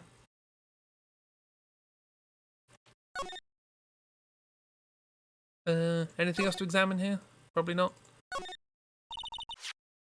That's where he found that note. 221 SL9. The SL9 incident. Oh, that was it. Emma saying all this. A case that was due for transferal the day of the murder. I never knew. The SL9 incident referred to the Joe Dark killings. Everyone in this case played some part in that incident. This has to be more than just sheer coincidence. This rope, is it? Yep, they laid it in the outline of the victim's body. So wait, the victim must have died when the killer closed the trunk on him. You still think that? It's been 2 days, come on. I don't know if there's anything else to be checking here. Possibly, but possibly not. Let's mosey. Let's go to the High Prosecutor's office. See how Edgeworth's doing. Is he alright? February 24th, High Prosecutor's office, room 1202. Mr. Edgeworth isn't here. Maybe he's being questioned by an inquiry committee. He took a real beating in court today. Yeah, with Lana admitting to falsifying evidence 2 years ago. I guess we'll just have to come back later. Okay, not here then. It's the garish flower piece. Is this the thing? This wasn't this delivered as thanks for some reason? Garish flower piece, I missed you. Because this was from the whole Steel Samurai thing, and this was something else. Can't remember. Also, this chessboard keeps coming up for some reason. In, like, fan art. It has ruffles! It does have ruffles. But hang on, I might as well examine it and just get the story again. My! What an amazing bouquet! Just right for Mr. Edgeworth! No kidding. Hey, there's a card on it. To be or not to be? Wendy. Wendy. I've heard that name somewhere before. And beside it, a giant steel samurai! Wow, I want one! Huh? Something written on the bottom of his foot. To every cloud, there is a silver lining. Wendy. Was this the same message that was here yesterday? Was it? I don't remember. Old bag, great. Ooh, cute! What a pretty tea set! No, I go more for the instant tea bags myself. Amazing! The drawer below is filled with packets of tea leaves. They're all sorted by place of origin and flavor. Look at this royal blend! What an exquisitely splendid concoction! Such a thing as taking a hobby too far. Come on, let people be enthusiastic. Old bug. Bloody old bug. Is she gonna crop up again? From the ashes? Still don't quite know what that means yet. Unless the vase we had was a giant urn for ashes? Maybe, I don't know. Find out, I guess. Let's go ahead. Emma, please, with all respect, shut up. February 24th, Police Department entrance. Oh god, you again. Howdy, Bambina. Oh, Mr. Marshall! Nah, I never thought things would turn out this way when I woke up this morning.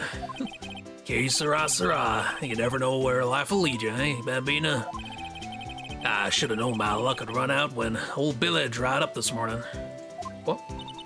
Billy? Must be his pet cactus. Say, where are you headed? Just over to the prosecutor's office for a little interrogation. Oh, sorry.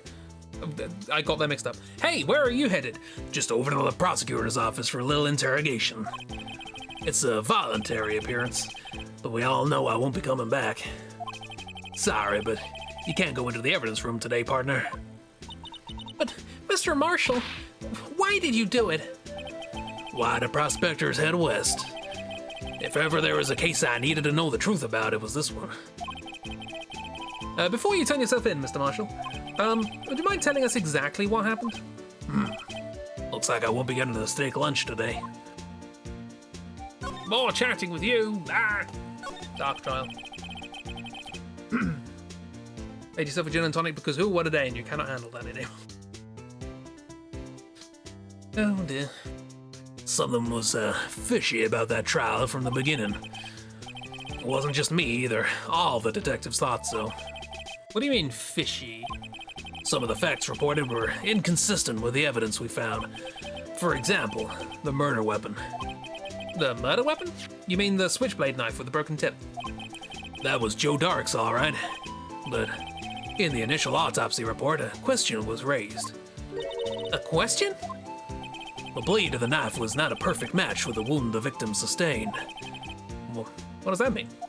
It means there's a good chance the knife was not the murder weapon. However, in the report that was finally submitted, that possibility had been erased. Gin and tonic.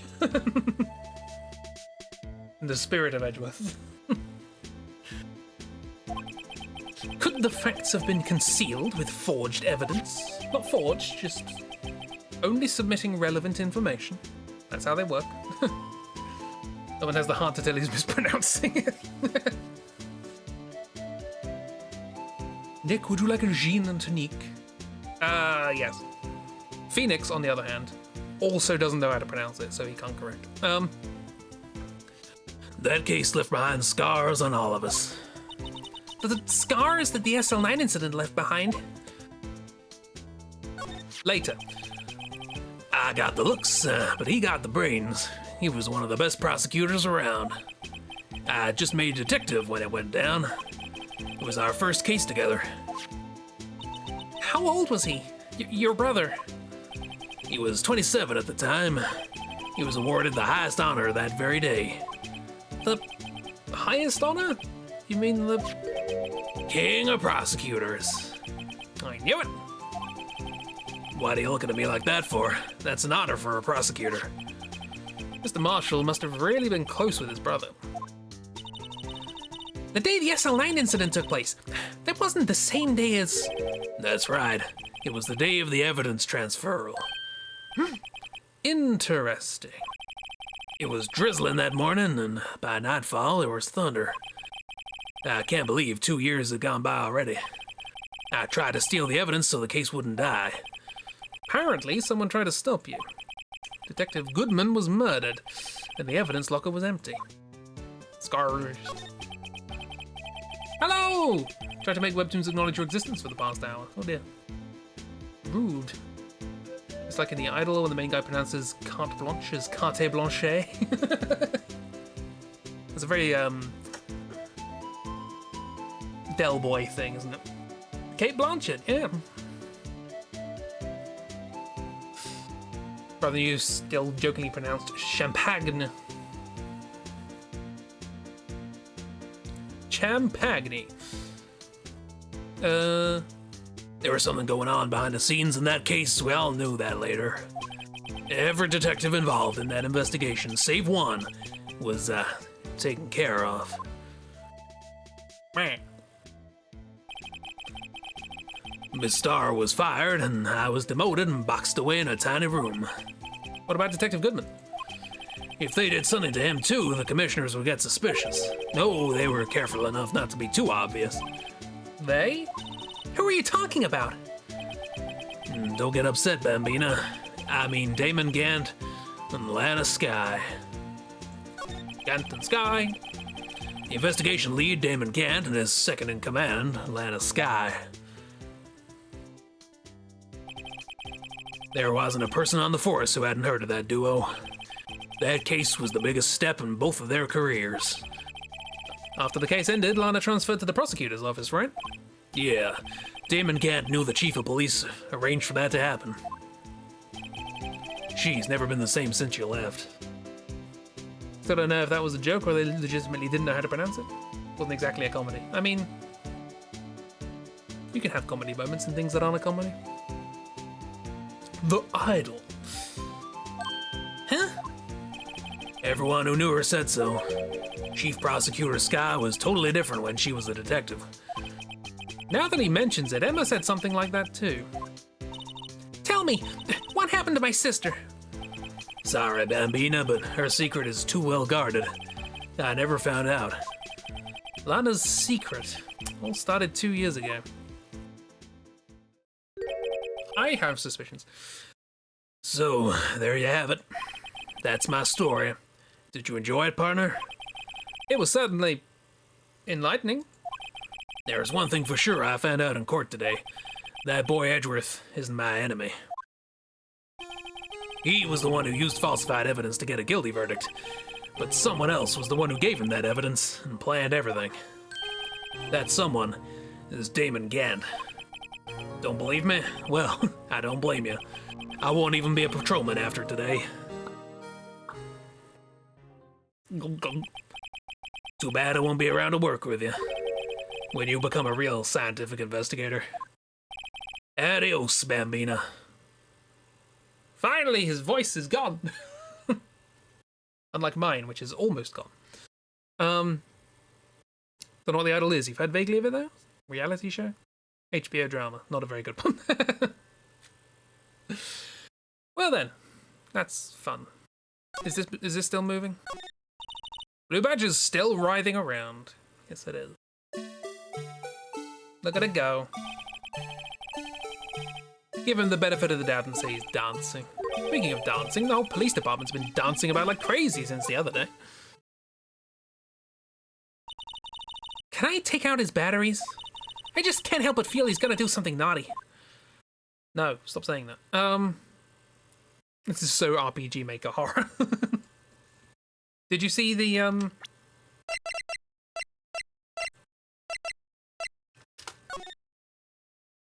Did you see the security video?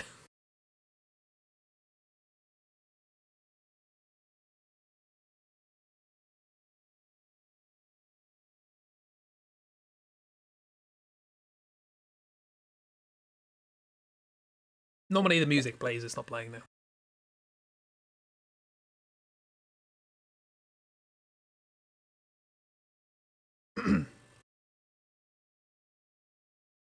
Why does it do that on the video? Why is it there? It's there because Meekins brought it in because something was happening in the police. Was it because the big old prosecutor award ceremony or something, and they had to move it out of the way because it was like an eyesore or something? I think it was something like that. Meekins put it in here, basically. Ace Attorney up their game. I know they've instigated 3D evidence examination. And we can look around at things and examine weird bloodstains. Hey, look! They're hard to make out, but there are some dark red stains here. Looks like blood. Do you think Detective Goodman's blood somehow got on this when he was stabbed? Yeah, not likely. This blood looks like it's been here for months, maybe longer. This jar was evidence in the SL9 incident. It might be when the blood got on it. Evidence.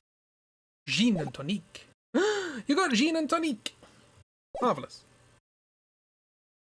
But yeah, then there's also like fingerprinting and spraying places with luminol. It's neat. They've put more game in, which is cool. Yes, we're going in. We're moving, right? Go. To not there. Whoops. Move. Go. And then let's try again. Move. Let's examine. No, I move. And then to the Criminal Affairs Department. Go.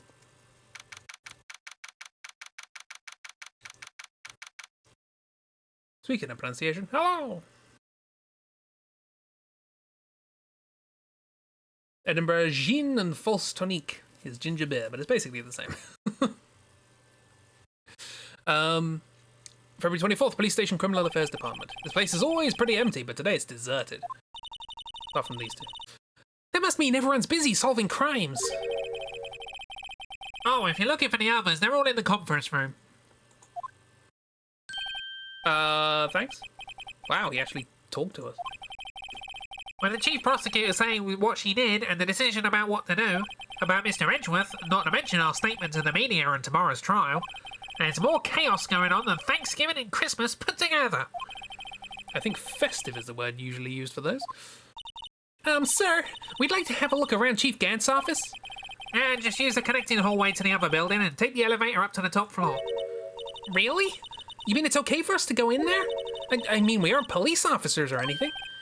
Hey, you're right. You can't go in there, it's off limits. Now I see where Detective Gumshoe gets his unique charm. Well, what are we waiting for? Let's head to the chief's office. Did I misread something? I don't know what happened there. Just a regular bulldog and some lime and mint tonic. Those are words. I just imagine you're pouring alcohol onto a dog.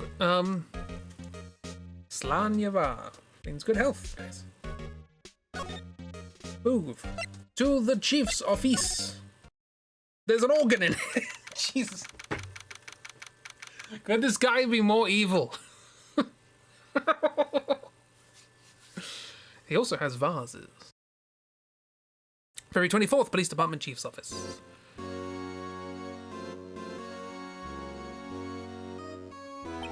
Whoa, where am I? In the chief's office, silly. At least that's what it said on the door.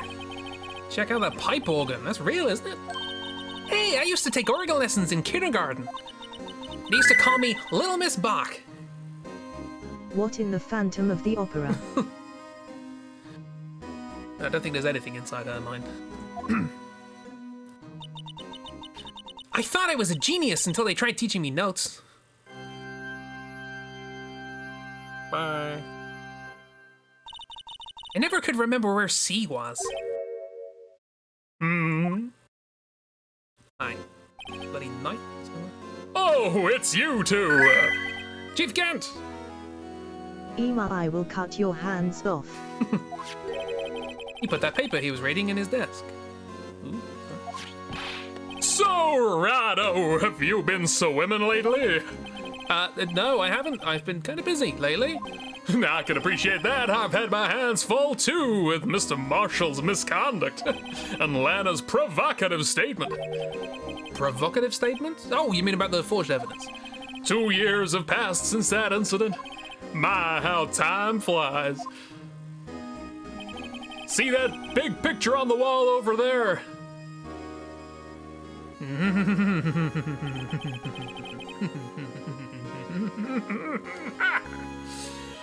That's a picture of Lana, Neil, and me. So, this is Mr. Marshall's brother, Prosecutor Neil Marshall. We took it to commemorate our work together. Something's not right with this picture. Can't quite seem to put my finger on it, though.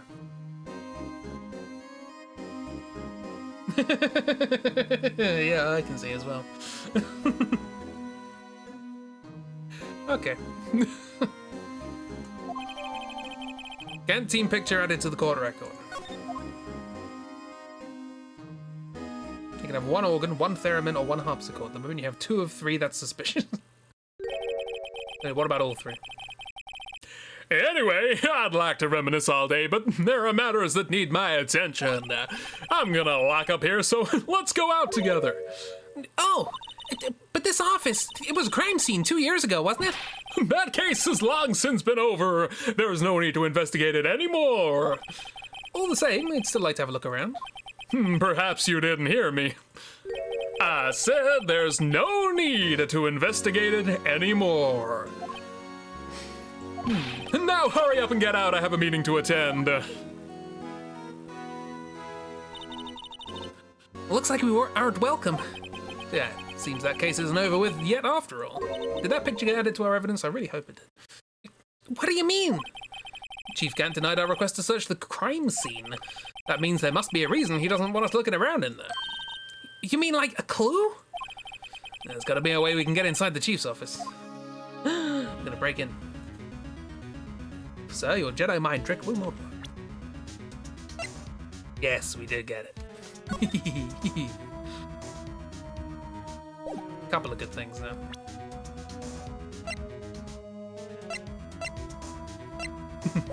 Anyway. Right,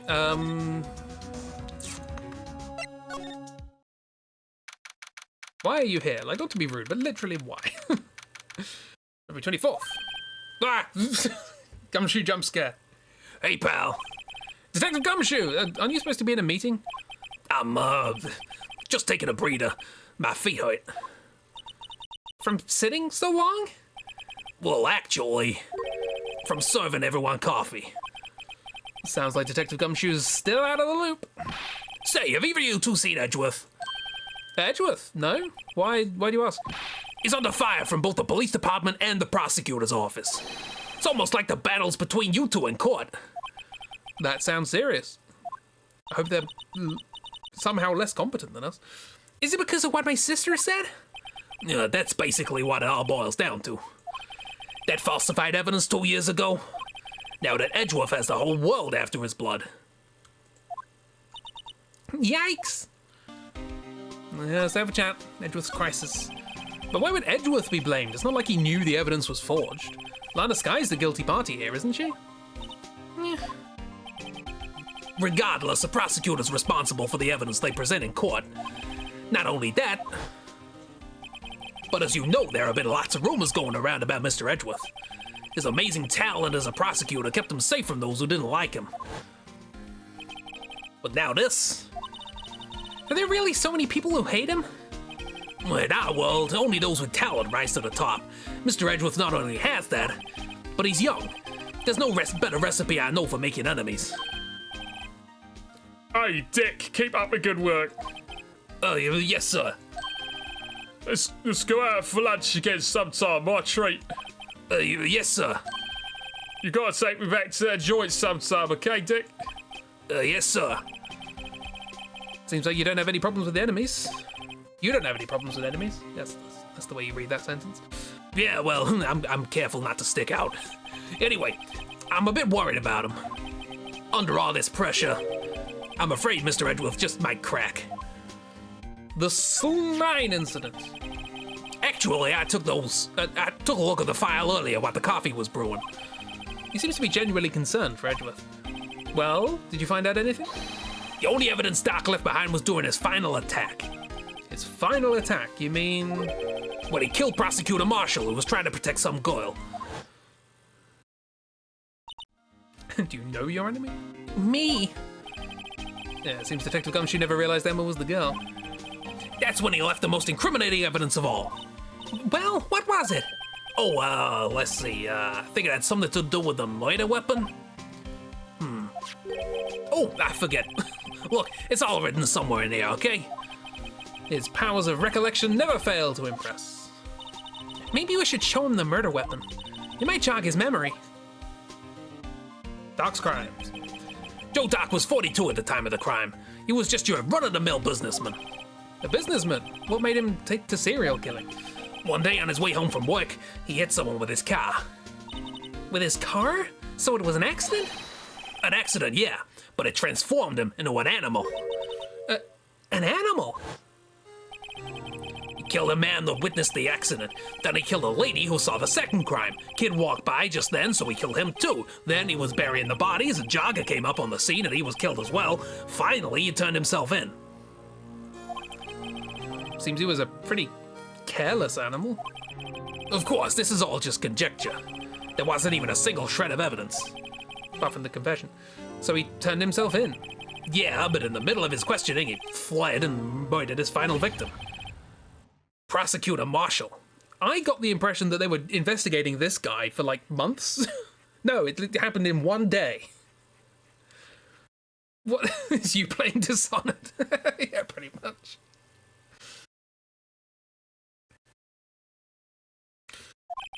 That crime was witnessed by someone too, but luckily, Doc was arrested on the spot.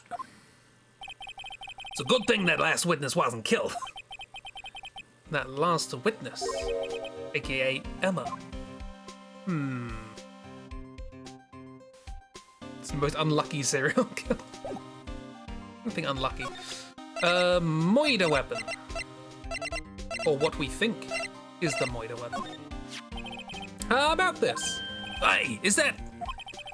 It has a tag attached to it with the label SL9 incident on it. I believe this would be the broken murder weapon you were speaking of? What are you doing with that?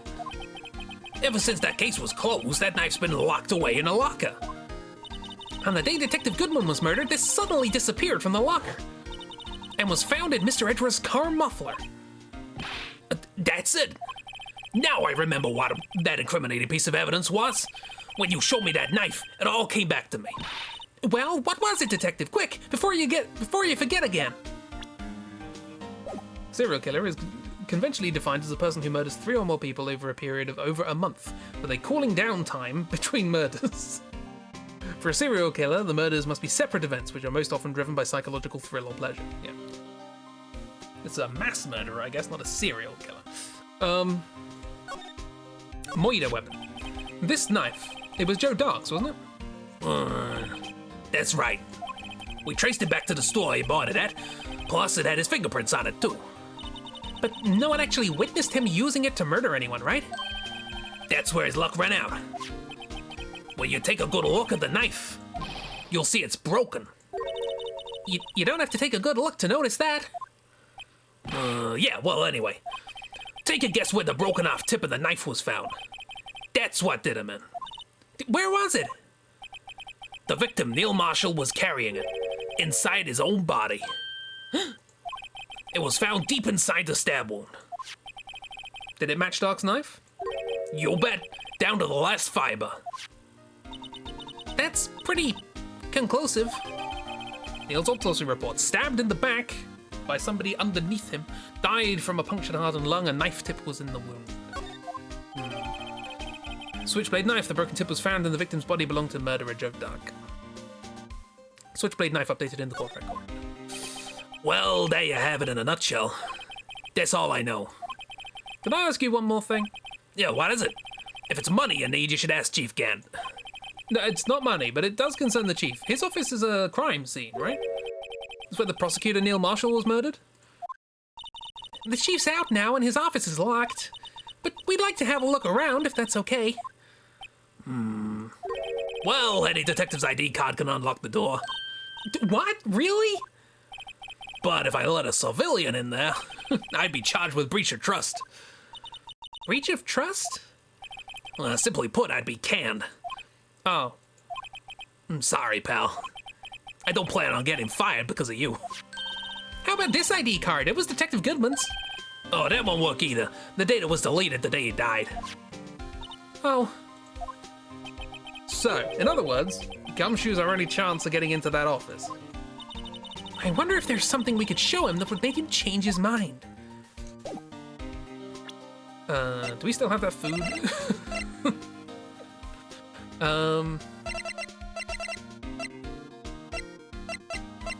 I mean...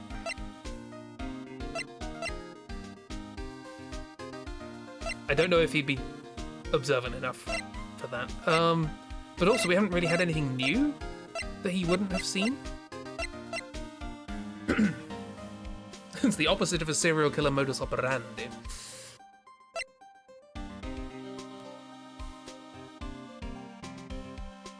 Okay. Okay, I have a good theory that I think covers all of the evidence that we have so far. I'll let you know how correct it was because I've been way off before.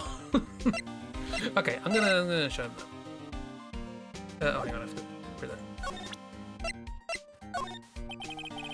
that. No, he's not interested in that. Did we get more out of this? Didn't he give us some stuff? Oh, was it the autopsy report? Name of the deceased, Neil Marshall, 27, male. Date and time of death, February 19th, between 7 p.m. and 7:30 p.m. Cause of death, single stab wound, piercing, heart, lung. Assessment, died from a blood loss in under 10 minutes. Weapon found in the wound was missing a tip. Stab him with the screwdriver.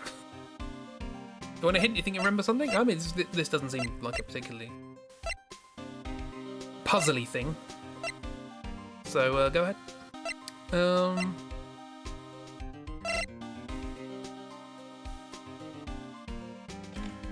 him that. Ah, yeah. That's the ID card record, isn't it? Ain't it?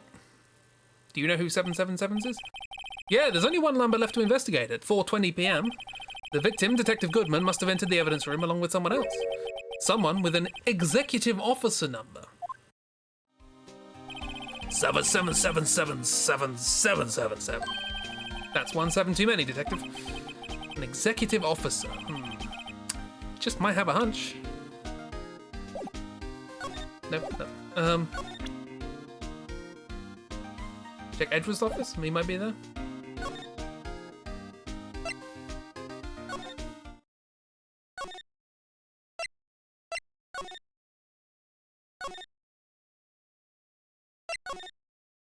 Aha. February the 24th, High Prosecutor's Office, room 1202. I wonder if Edgeworth is back yet. There he is! It looks like he's writing something. What are you doing here? It sure was quick to throw that paper on the floor. Can we look at it? Tough day in court, huh? I've had to live the past 2 years with rumors flying around. What's another allegation to me? Cheer up, Mr. Edgeworth. I'm rooting for you. Husband. That's Edgeworth for you. Why is your outfit framed? I don't know. Can't remember. I think we looked at it before. I think it was a gift or something, didn't I? Always trying to hide his real feelings. His real feeling. So, what do you want? Unlike some people, I don't have all day. Chit chat. There's no excuse for what I've done. 2 years ago, I used false evidence to obtain a guilty verdict. That's what it all breaks down to, and nothing I can do can erase that fact. But you didn't know, did you? I mean, that the evidence was falsified. The police department and the prosecutor's office share a bond of trust. If that bond is broken, we stand to lose everything. The police department's error is my error. My responsibility as the prosecutors in charge. That fact remains the same no matter what excuses I might have. Mr. Edgeworth. I take pride in my work, so tell me why. Why has it all come to this? Even Edgeworth can't keep this kind of emotion bottled up. Are you up for the trial tomorrow? You up? Hey, you up? Texting you at 7 a.m. Hey, you up? First last year's trial, and now this one. Seems all you do is worry about me. To be honest, you're getting on my nerves. But Mr. Edgeworth, you just can't walk out on the trial. Can't just walk out on the trial. Tomorrow is the last day. It's too late to change prosecutors. I'll bet that's what my superiors are banking on. I never thought that case would come back to haunt me like this. Well, what do you mean? The list of evidence. It seems too short. Most lists run twice as long. It's only half as long as most lists. That's odd. After Neil Marshall was murdered, I became prosecutor for that case. I may not have been part of the investigation, but I knew what I had to do. Use the evidence I was given to prove the suspect guilty. That was really the only thing on my mind at the time. Say, we just saw a picture taken around that time. That picture, something seemed strange about it. Day of the crime. Could you tell us again about what happened that day? The day Detective Goodman was murdered? You were participating in a ceremony over at the station, right? I've never cared for ceremonies, but I had to attend that one. Because you were awarded this. Those receiving awards can't exactly skip out on the ceremony. I finished up at the office that morning, then drove over to the police department. You finished up at the office? Yes, just odds and ends, clerical stuff. I didn't plan on returning to the office that day. That is, until I was asked to take something back. Take something back? Yeah. That's suspicious. This. Oh yeah! Chief Gadd asked you to hold on to that, didn't he? Yes. It was a piece of evidence in a case that was closed half a year ago. He asked me to bring it back to the prosecutor's office. That's the story we heard yesterday. So you came back here to the prosecutor's office because the chief asked you to. That's right. It's all coming together. Hey, you interested in this picture? Look at this photograph. This picture was hanging on the wall in Chief Gant's office. I stole it. Here it is. Look at it. Prosecutor Neil Marshall. He had just started making a name for himself. Looks like this was taken when he received the King of Prosecutors trophy. Speaking of that, there's something that bothers me. Yes? The trophy Mr. Marshall's holding. It's a little different than yours. Yes, you're right.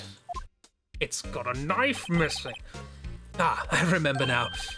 Remember what? And that was what the official prosecutor's trophy looked like until 2 years ago. There's a story behind its design. A story? Sounds interesting. Would you mind telling it to us? Oh, it's simple, really. Contradiction. That's what the award's based on. This award originates from an ancient Chinese tale. In Chinese, the word contradiction is written with 2 characters. The first means halberd, and the second means shield. Have you heard this story? Me? Oh, sure. Everyone knows that. Why don't you tell it for Emma's sake, though? Very well.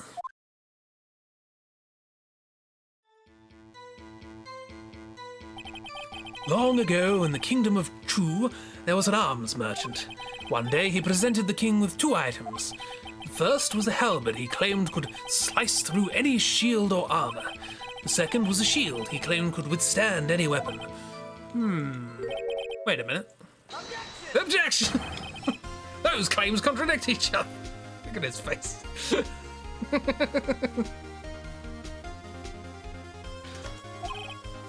Very perceptive. But then again, you've heard this story before, right? Anyway, as you mentioned, the very descriptions of these items discredit them both.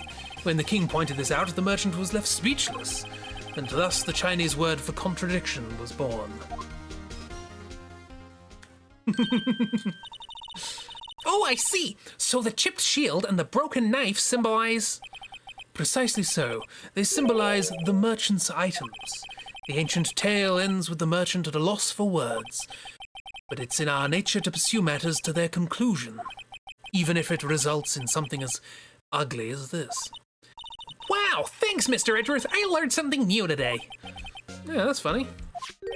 If that's so, then why were you only given a shield? You'll have to ask Chief Gant. 2 years ago, he had the halberd part of the award abolished. Wonder why? Chief Gant. 2 years ago, the halberd was removed at Gant's behest, giving it its current form. But it was done so after the ceremony. Cool. Are we done there? Are we done with that? While you're here... Oh no, because I was expecting him to have something to say about it, but no. How about this? Wow, this jacket is even lacier than his usual ones. This must be his lucky trial jacket. Lucky jacket, right. Never seen him wear it. I'm sure that's a story behind why it's in a frame. Maybe I'll be naughty. Take a picture. She's getting way too excited about this. No story yet. Soon, though. Soon. Check the paper. Thank you, I did forget. I wonder what he was writing before. Come on, Mr. Wright, let's take a look. Are you crazy? Edgeworth's sitting right here. Just distract him, I'll check it out. Hey, Edgeworth, hey. Is that Detective Gunshoe out the window there? Oh no! Oh, he's falling to the ground! Hold on, first let me see what this girl's doing crawling around my feet. He didn't even look. What? Letter of... If you're having trouble reading, I'll read it for you. It says, letter of resignation. Resignation? Edgeworth, you don't mean... I'm tired, right? I feel as if something inside me has died. But Mr. Edgeworth, none of it's your fault. I know the path I've walked. You don't need to tell me. And the path I've walked hasn't been a just one. I can't forgive myself for what I've done. And no one else should forgive me either. Uh-oh, I think he's serious. Mr. Wright! Please, you have to do something. Let's go into Germany. This letter of resignation. I wonder if I can use it for anything. Thanks, Phoenix. Real emotionally mature. Edgeworth's discarded letter of resignation. He's serious. Well, it was discarded. Oh, that's gonna get Gumshoe going, isn't it? Let's do that quickly, and then we'll. Oh, hello. February 24th, Prosecutor's Office, underground parking lot. Excuse me. Ah, yes, you. What do either of you care for a quarter pound of roast beef? The Miss Star? I guess she's out of lunches. You certainly are the curious sort, aren't you? Kind of like the first person who sucked a cow's nipple to discover milk. Why? What is wrong with you? Still, I never thought you'd go digging up that case from 2 years ago. Everyone in this trial was involved in the SL9 incident. Not only that, but the murder occurred on the very day the evidence from the case was due to transferal. It can't be all attributed to a mere coincidence. Aren't you forgetting something?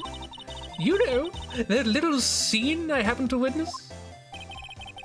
The instant Lana stabbed Detective Goodman with a knife. No matter how much of the past you dig up, it won't change what I saw. Roast beef is meant to be savoured when eaten. Miss Star's hatred towards Lana. It all dates back to 2 years ago. More to talk about. Bloody hell. All I wanted to do was freak out Gumshoe. Is that so much to ask? Dark investigation. Joe Dark. That's a name I'll not soon forget. We see this picture a lot. We trailed him for half a year. Oh, the pressure. What do you mean? What? What? What do you mean you trailed him for half a year? Everything happened in one night, right? Did I miss something? Still, I don't think I was ever more alive than I was then. Those days were steamier than a bowl of hot gravy. Poor old Jake Marshall, though, must have been going through hell. You mean because of his brother's death? They were close, those two. After Neil died, something took over Jake. He became obsessed. Seeing Jake like that made her all the more desperate. Huh? Lana Skye. My sister? The best of the best were put on that SL9 case. Of course, they were led by that legendary duo. Confrontation was in a day, I don't know. We needed that image of roast beef to understand. I know, they made a picture of it. Weird. Lana and Chief Gant. That legendary pair was the reason we were able to keep up our investigation. That's why we were so shocked over how it turned out. You mean with the forging of the evidence?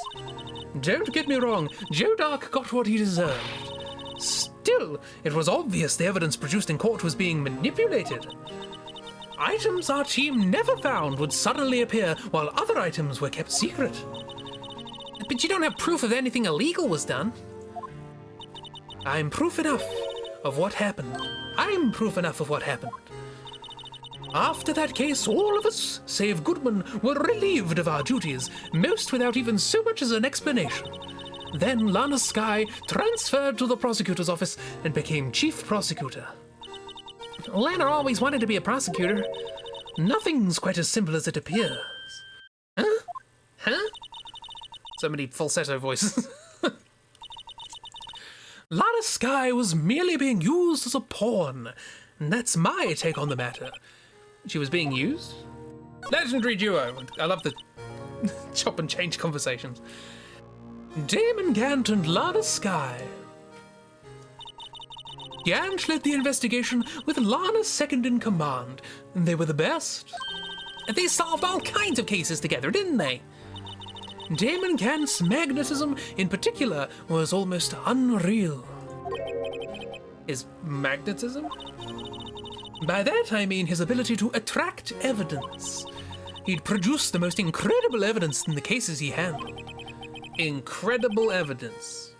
You mean not credible? Oh yes, there were rumors about him even back then. No one dared to confront him though. I take it she's talking about forged evidence. Back then, everyone looked up to Lana. All the detectives wanted to be like her. Really? Oh yes, myself included. I was a fool, really. She hated anything crooked and always watched out for the other detectives. And that's why she was so concerned for Jake. Mr. Marshall? When Jake's brother was murdered, she felt as if she lost her own brother. It wasn't for her. Oh, if it wasn't for her, I don't think Jake would have recovered from his shock. That's what makes it all the more infuriating. Miss Starr, that's why I'll never be able to forgive her. Why did she have to turn so cold after that? Being othered. Lana transferred to the prosecutor's office 2 years ago, didn't she? Yes, thanks to Chief Gant's powerful influence. Chief. That's right. Having solved the SL9 case, his position as chief was secured. There was only one thing left for him to control. And then no one could stand in his way. The prosecutor's office. What? You mean that's why Lana was transferred? If he could control the chief prosecutor, he could control the prosecutor's office. That must have been his goal all along. But how could he control Lana? I don't know, but one thing's for sure. Ever since that case ended, she's never been the same. It's only logical to conclude there must have been a reason for her change. Blackmail. At last. Finally getting close to the bottom of this ugly mess. Thank you, Ms. Starr. You listen to me, Rookie. It takes more than just ingredients to create fine cuisine. I hope you turn out to be a better chef than I've been. Cool. We're gonna go and chat with Gumshoe. And then we're gonna end. Because throats. February 24th. Oh, you're back. You're still here? Yeah, I gotta make 150 copies of these files. Brewing coffee, copying files. I'm turning into a regular DJ. You're a DJ as well? If I'm not mistaken, I think he means desk jockey. Oh, that DJ! I gotta admire your persistency, but my answer's still no. Huh? I'm not letting you in the chief's office, period. It'll be my neck on the line. That office is the last crime scene of the SL9 incident. I have to take a look in there. There's gotta be something we can do to make the detective change his mind. Yeah, by the way, Edgeworth's resigning. What's this crumpled up piece of paper?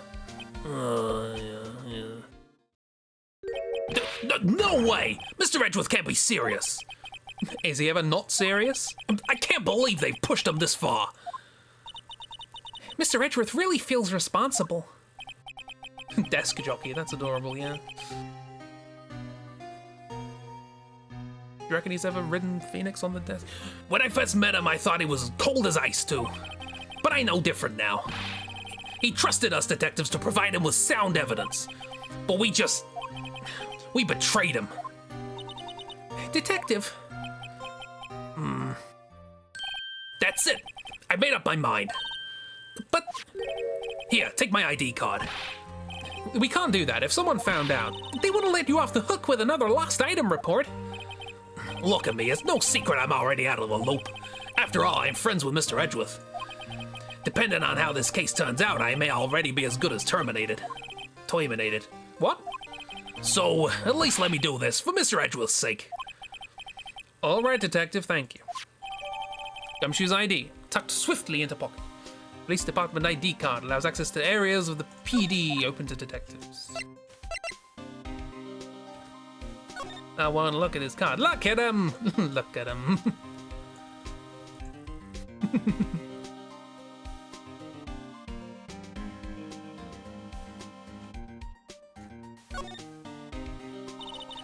Detective Gumshoe isn't very photogenic, is he? Yeah, whatever you do, just don't say that to his face. Look, his eyes are half shut. Yeah, and his mouth's half open. Hey, each of his shirt buttons is off a notch. And he's got the narrow end of his tie in front. I think this goes beyond being a photogenic issue. Poor guy. His legal name can't be Dick, not Richard or Rick. Dick Gumshoe. Bless Batman. You got anything to say about it? Just out of interest? No, he's not interested in his own ID. Anyway, I think that's a good time to end. Give this a good old save. Did he just get back from a hookup? What are they implying? I'm not making that joke. I'm already on thin ice. But yeah, thank you for coming along. We will continue this tomorrow. Swoosh. Shish game. Gotta ask why you thought it was Richard. Dick's short for Richard. But yeah, tomorrow. Sorry, tomorrow.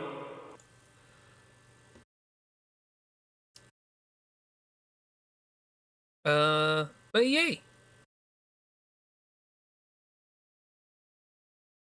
We heard what? What did you hear? Oh, the reverb. Yeah, I just turned it on. But yes. It can't be. It is. It is. It goes Richard to Rick to Dick. That's how it works. But yeah. Hope you all had a lovely time.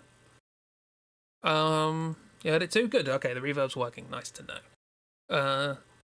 We'll be back tomorrow. Let me click on the thing. Where the thing is with the thing. There it is. Wink's thigh rope. Yeah, we'll be back with this. We will investigate Gant's office. He won't find us investigating his office, and he won't get mad and try and attack us with a vase. But yeah. Children. That's a miss right now every time I meet Emma. Yeah. I hope you had fun. Hope it was good and interesting and silly. Let you keep your secrets. Alright, keep your secrets. But yeah. Have a grand old time, everyone. Everybody go and get something nice, like a good drink. It's very warm at the moment, and I'm parched. So yeah, have a lovely one. Thanks for being here. Thanks for chatting and having a silly time. Always a pleasure. Hope you're still having fun. I'm having fun. This game's very silly. But yeah, have a good one, everyone. See you around. Yeah, bye! Sorry, hang on. Yeah, bye!